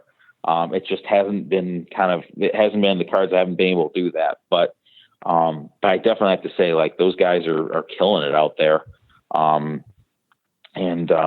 yeah, I hope to try and make it out to one of those East Coast type of events. I used to go out to the Diggers Dungeon race, or the RC World Finals at Diggers Dungeon. And we did that for like 4 or 5 years in a row. And I mean, that was a 16-hour drive with the truck pulling the big trailer and everything. We had a huge, basically it was like a car hauling trailer, and that's what we pit out of. And because we started off small with a small trailer, and then you start running more and more vehicles, and we got into the 5th scale racing they had out there. And it just got to be like a lot. So you'd have to bring everything. But yeah, that was kind of like the last time I've been out there, is doing those races. But I'm hoping to try and make it to the East Coast here sometime in the future. But as far as other races go, God, and I gotta say, some of the most fun I've had in recent years was the museum races that we go to. It's all I can say is that it is for a monster truck fan and RC fan, it's like a double whammy. You can go to that, and not only are you part of the show, you get to go and put on a show in front of your idols, basically, or the people that you thought were amazing in the monster truck world. They're sitting down watching you run your trucks. And I always try to make sure that I'm running, a truck or a name that I love, because those guys are out there in the crowd watching me run their name. So it's special as far as that goes. I mean, it's unreal to be able, when you run Virginia Giant around and you're doing your show presentation, and you hit the lights and everybody's wowed, and then you can look out and you look at Deal Wilson and you can see that he's got a smile on his face because his truck is replicated and it looks killer. There's something that, you'll never forget, that type of stuff, and then especially, they love to come out and check your stuff out. They'll talk to you till late in the night about stuff that you're into. And you're like, man, I cannot believe that, I kind of impacted my idol, and he's thrilled to death to see what I've built, so you really can build up. I mean, you build up this relationship with some of these guys that you looked up to, and it's pretty neat. You go back the next year and the next year, and those guys come looking for you. So it's very cool. Not to mention, the actual RC race is fun. It's actually like a little a real, 1/10 scale show, that you would see like, date, like something you'd see at the Silverdome or Astrodome, where the track is very reminiscent of what they might have ran back in the old days. And you get a totally different experience when there's an actual audience there and there's people that genuinely like are interested and are rooting for you, to win. It's pretty cool. And then aside from that, you want to be there for the RC race, but the real draw is for the actual induction ceremony and the banquet and everything like that. The Monster Truck Museum in Auburn, Indiana, really does a nice job as far as setting up an event, and the whole thing is really top notch. I mean, it's a lot of fun. It's definitely the nice way to like cap off your year of racing, because it happens in November. And as you know, because I know you've been there how many times? That's probably the one that I've seen you at most of all, right? Because it's not just for RC stuff, but you love it because it's the monster truck. Yeah, that's probably the one I've been to the most so far, and it's just a good thing to enjoy. It's hard for me to do much without RC, so it's something I can kind of do, and it's a little bit of a escape from the normal RC world, but then you still get to do a little RC, so it's cool. Yeah. I mean, it's definitely nice to be able to. The way I can describe it is, you get to be yourself. You get to show off what you love and what you do, and then you get a taste of that, and then you get to be a part of something even bigger. And it's really is kind of like a big party. Everybody hangs out after the RC thing is complete. After that, they usually do an unveiling of some type of new, restoration of a classic original monster truck. There's always, there's a lot of surprises every year. And, Barefoot being debuted last year with Fred Schaefer coming out of the driver, or the passenger seat, along with, Scott Hess, was awesome. I mean, it stands your hair up on end, because you're just like, wow, I cannot believe I just witnessed this, and, man, it just, everybody has a good time. It's a complete blast. So I would say that's another one of my absolute favorites. I mean, I'm happy to say that so many of these RC monster truck races that I get to attend are just a downright blast. I mean, with good people, good racing, but also just overall fun. There's really never any hard feelings. Everybody just has a good time. It's a very, there's a lot of sportsmanship. I know that in that realm, it's just a really good time. And I'm, like I said, I'm just glad that I get to be a part of some of these things. I think it's still getting bigger and bigger every year. Different things are opening up, new races start. And, I just hope that we just keep going, up from here as far as that. And also, products and cool stuff coming out. I mean, that's what makes this side of the hobby that much cooler, is new and exciting things. Is there any other races that you can think of that I might be forgetting? That you pretty much mentioned most of them there, we just did our talking about the Bigfoot Open House too. Yeah. Right? Yeah. The Bigfoot Open House. Yeah. That's another good one. I mean, that's, once again, you're performing in front of, people, fans, everything like that.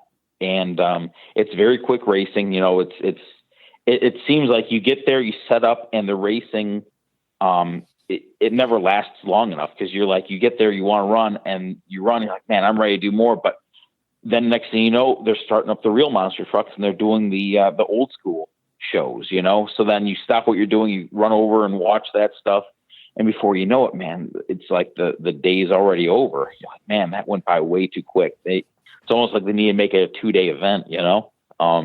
That would be, that's something we could talk to somebody about.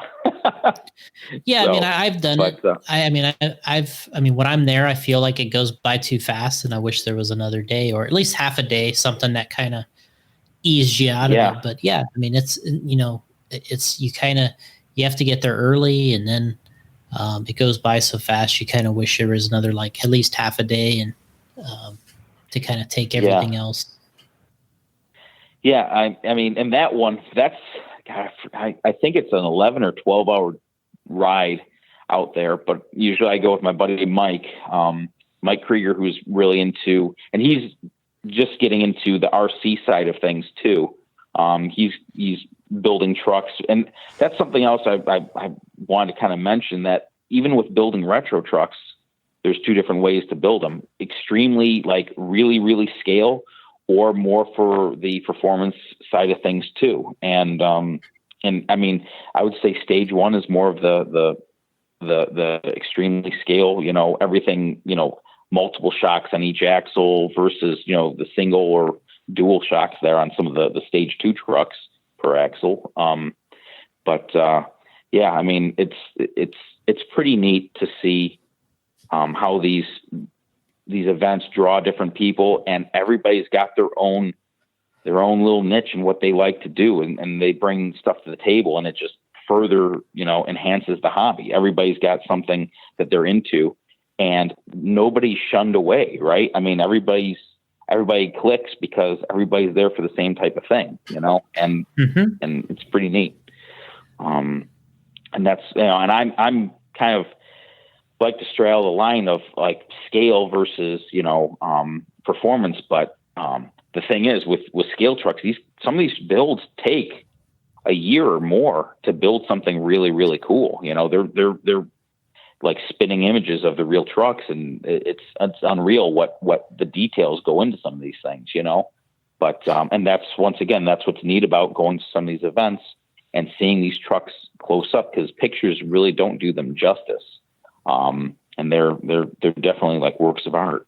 But, yeah, as far as that goes, I mean, I know that the Michigan Monsters of RC guys are racing up by me, but it seems like whenever they're racing, I've got work and I can't ever make it. So I kind of have to use vacation time to go to these events, and it works out for me, but I wish I could run the trucks a little bit more than I get to sometimes, but, yeah, it's definitely more of a, it's a hobby, but it's definitely takes over some of your life, in doing this stuff. You really get drawn to it, and you don't really ever get over it. You, kind of, I don't know, just, it becomes part of you. Monster trucks and RC monster trucks run right about the same, I would say, as far as that goes. But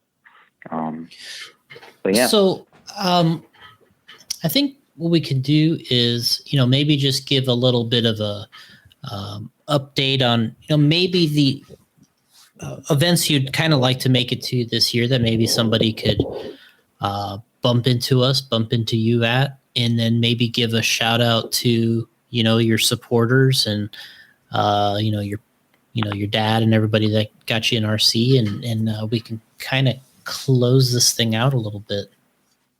Cool.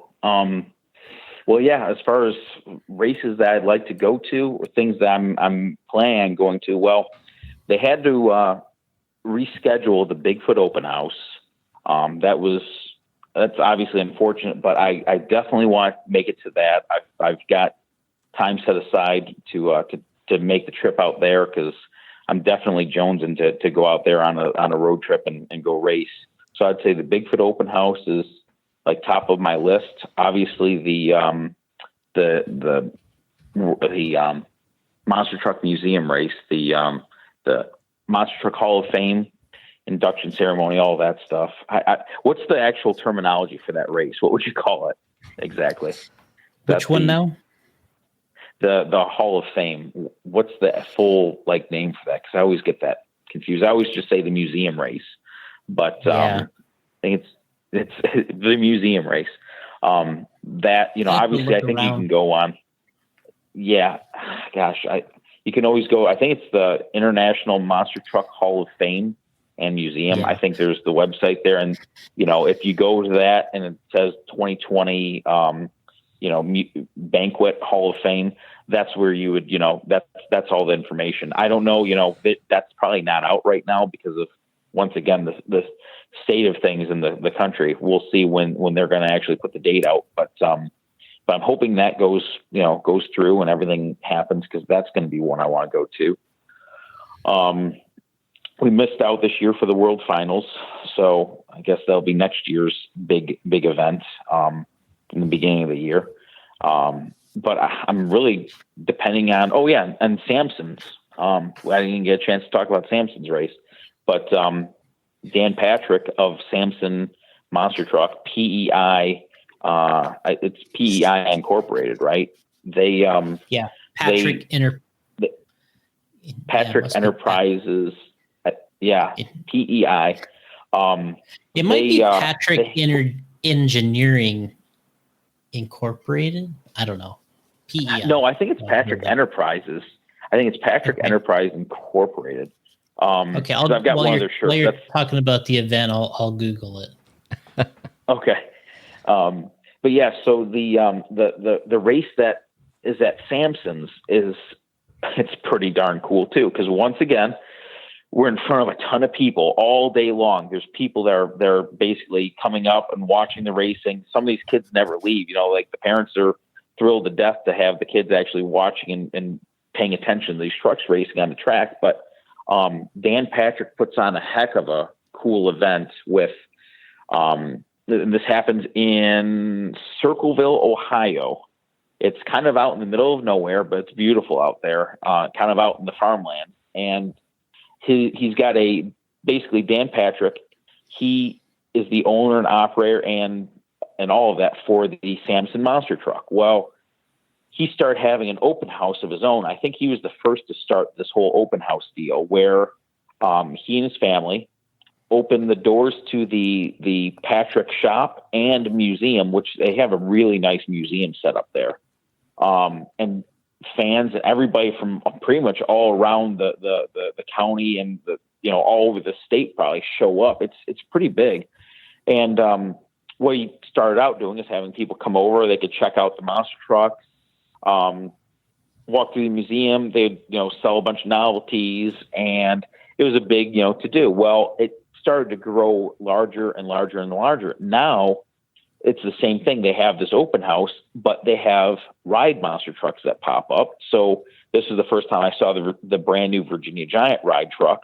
They were out there in the field giving rides, and that was really cool. I mean, the amount of people that show up is unreal. So for us to be able to race our monster trucks, RC trucks there, is really cool, because all these new people are getting to see this side of the sport. They never, a lot of these people have never seen this stuff. So we get to interact with the fans. Young kids get to, come up, usually let them come over, hang out with us, hold the trucks, get pictures, with their family can get pictures of the kids with the trucks. And it's a really cool way to slow things down, have some racing, but also, get a chance to mingle with people and really just be another part of, the festivities, which is pretty cool. We get there usually early morning, afternoon, Friday, and then Saturday is when the race and the whole thing happens. We had a pretty good turnout for a first event last year. And I think this year, after people saw how things went and got a chance to see it, I got a lot of people asking me about the Samson race for this year. So as long as we have it and everything once again continues on, I know for a fact I'll probably be showing up to that, because it's a nice little wrap up for the end of the summer. And Dan Patrick is very welcoming. He's got basically everything set up for a large group of people to show up, and all you do is basically just show off, race and have a good time. But I would say that would be another one that I look forward to going to. Matt Stoltz again with Fred Reap. They basically showed up, set everything up, and we raced, and it was a nice one-day event. You get in, do your racing, and we close up shop, and everybody goes out, afterwards, has dinner, has a blast. And once again, we feel great after having a good, good day of racing fun and monster trucks. So, obviously it's the same thing, having fun with the crowd and getting to amp them up, get them into the spirit of what we're doing. And really, I mean, that's what it's all about. It's getting out there and showing, and letting people see these trucks up close and getting them and, the younger generation or the new generation going. I love it when I see a young kid and their dad, is there, because that's obviously reminiscent of what I grew up with, and my dad pushing to get the newest thing, or my dad was very, very supportive of all of this stuff, and I honestly have to say I have to give him 100% credit for everything that I've done, because if it wasn't for him, kind of backing me when I first started racing, and if he didn't want to do it, it would have been a whole different story. But no, my dad was always really, really supportive. Same with my mom too. It was definitely a family effort when we go to some of these big events. And so I mean, now I guess we'll talk about thanking people, but number one would have to be my dad, and my mom and dad. They 100% were the driving force, and let me do what I need to do to I guess shape what I've done to this day. Another person would be Tim Powers. Him and I, when we first started with NRCTPA, Tim was very very helpful, and he was the guy that I looked up to. A really cool dude, and I mean, it was pretty neat. He was like one of my idols. When I go racing, I wanted to be more like Tim, and I actually started to try and do my trucks up and mimic what he was doing, because of I just saw him as being like the ultimate as far as guys to try and improve upon and be more like. Another would be obviously Tad Goad. Tad and I, we go to, I would say, just about every one of these events together. It's only been a couple that we weren't both at, and Tad's very, very gifted. He's definitely, I would say, as far as design wise, he's the brains behind a lot of stuff, and the industry wouldn't, I guarantee you this, the industry wouldn't be where it's at today without him and some of his ideas and what he's done.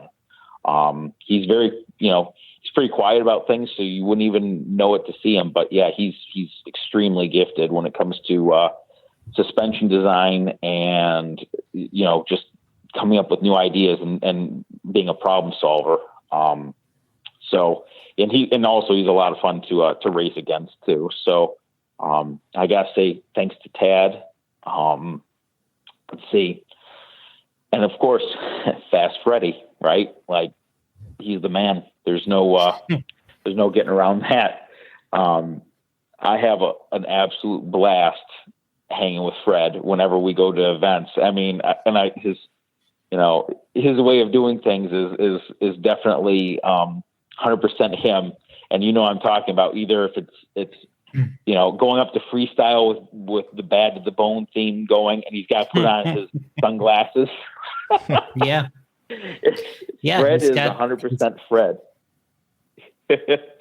And between that, plus, we've gotten to share a lot of really cool experiences together, and we have the same similar sense of humor. So we have a blast usually. I never have a bad time at a race if Fred's there.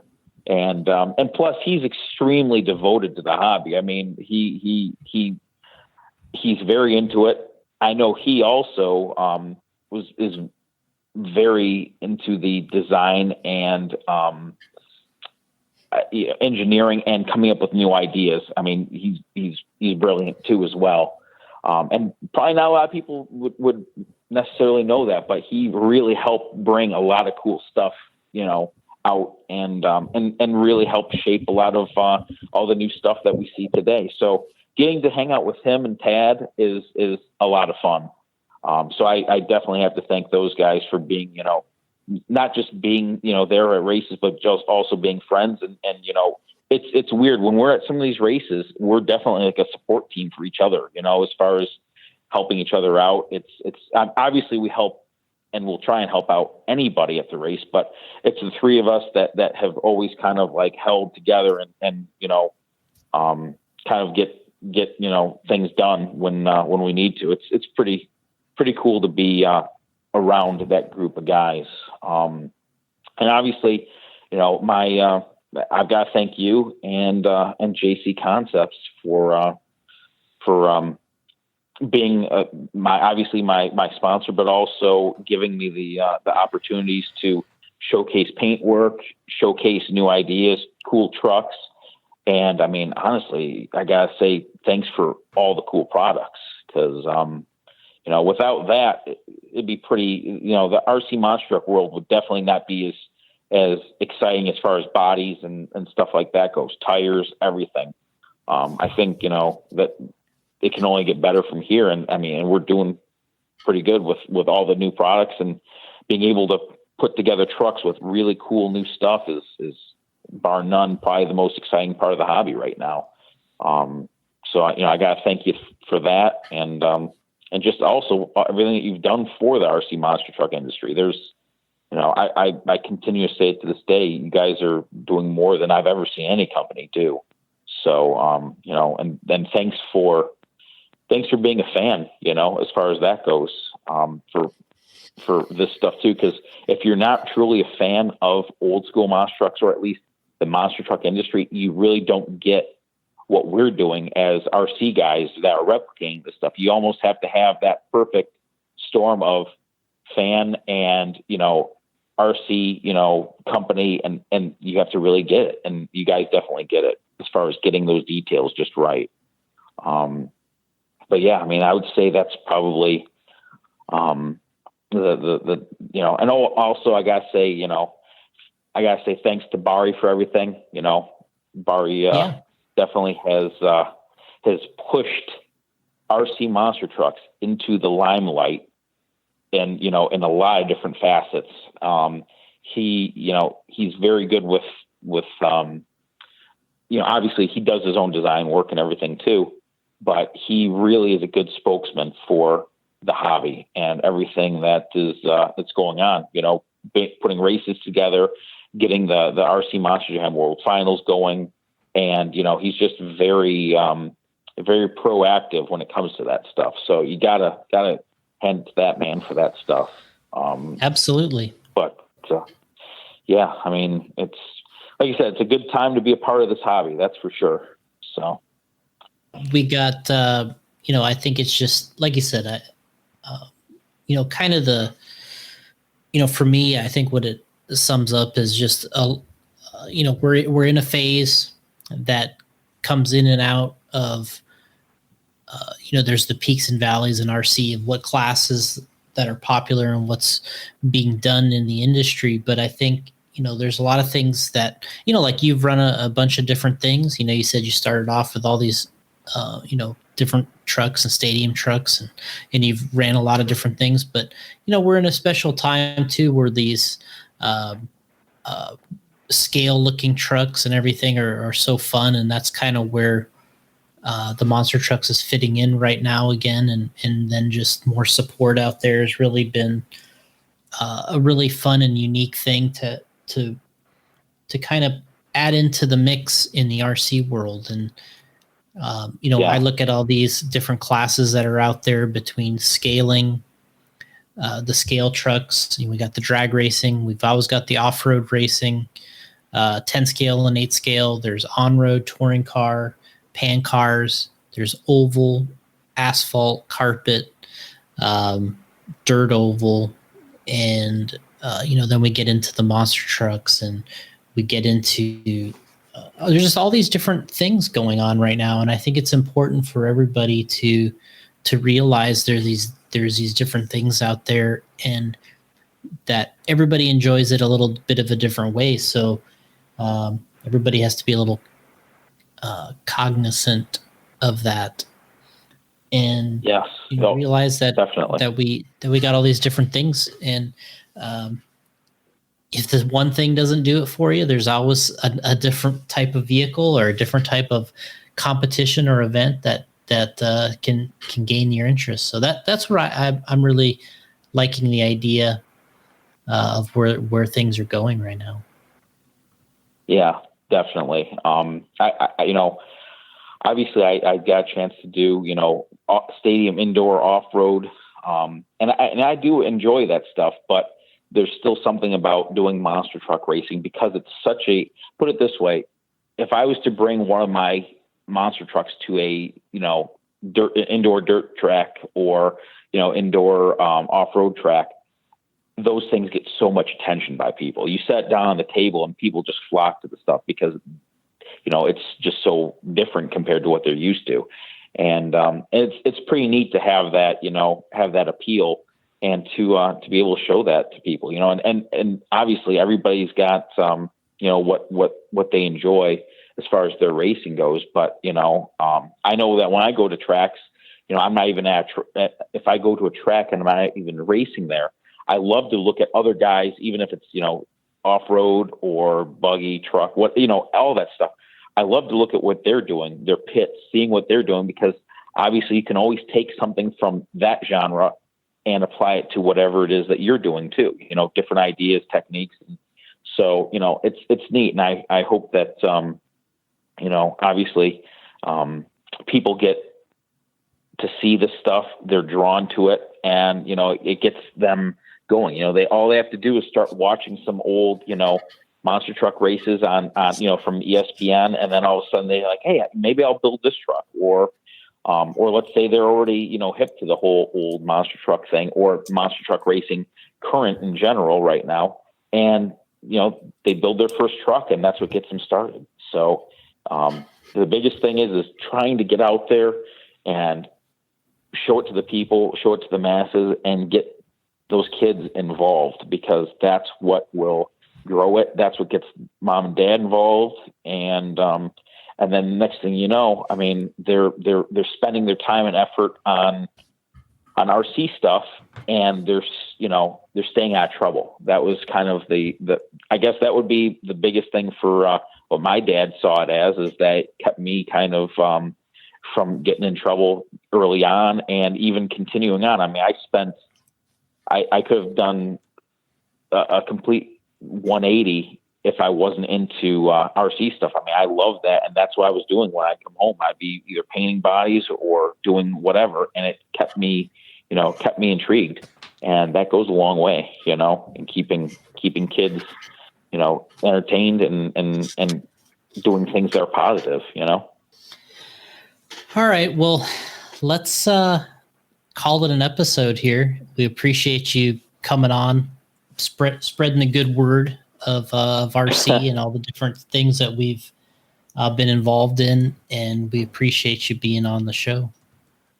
Hey, no problem. And thanks for having me. And hopefully I didn't go into too much detail, but no, that was awesome. It's a lot of years of racing, over 30 now. So yeah, you're going to have some stories, But so if anybody wants to follow some of the stuff you're doing, we got you're on Instagram, you're on Facebook. You post some photos up there occasionally of your new builds, old builds, stuff your guys you're talking to and stuff like that. Get your Instagram. You can find me. I would say the easiest way to find me right now, because I do post every once in a while on some of the Facebook forums. But the quickest way to look at some of my current stuff is on Instagram, and it's Wyatt Racing, all one word.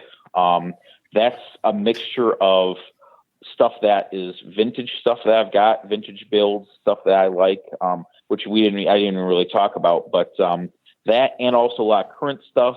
If I'm in the middle of building a project, I'll show pictures of like current things that I'm working on to get ready for a race.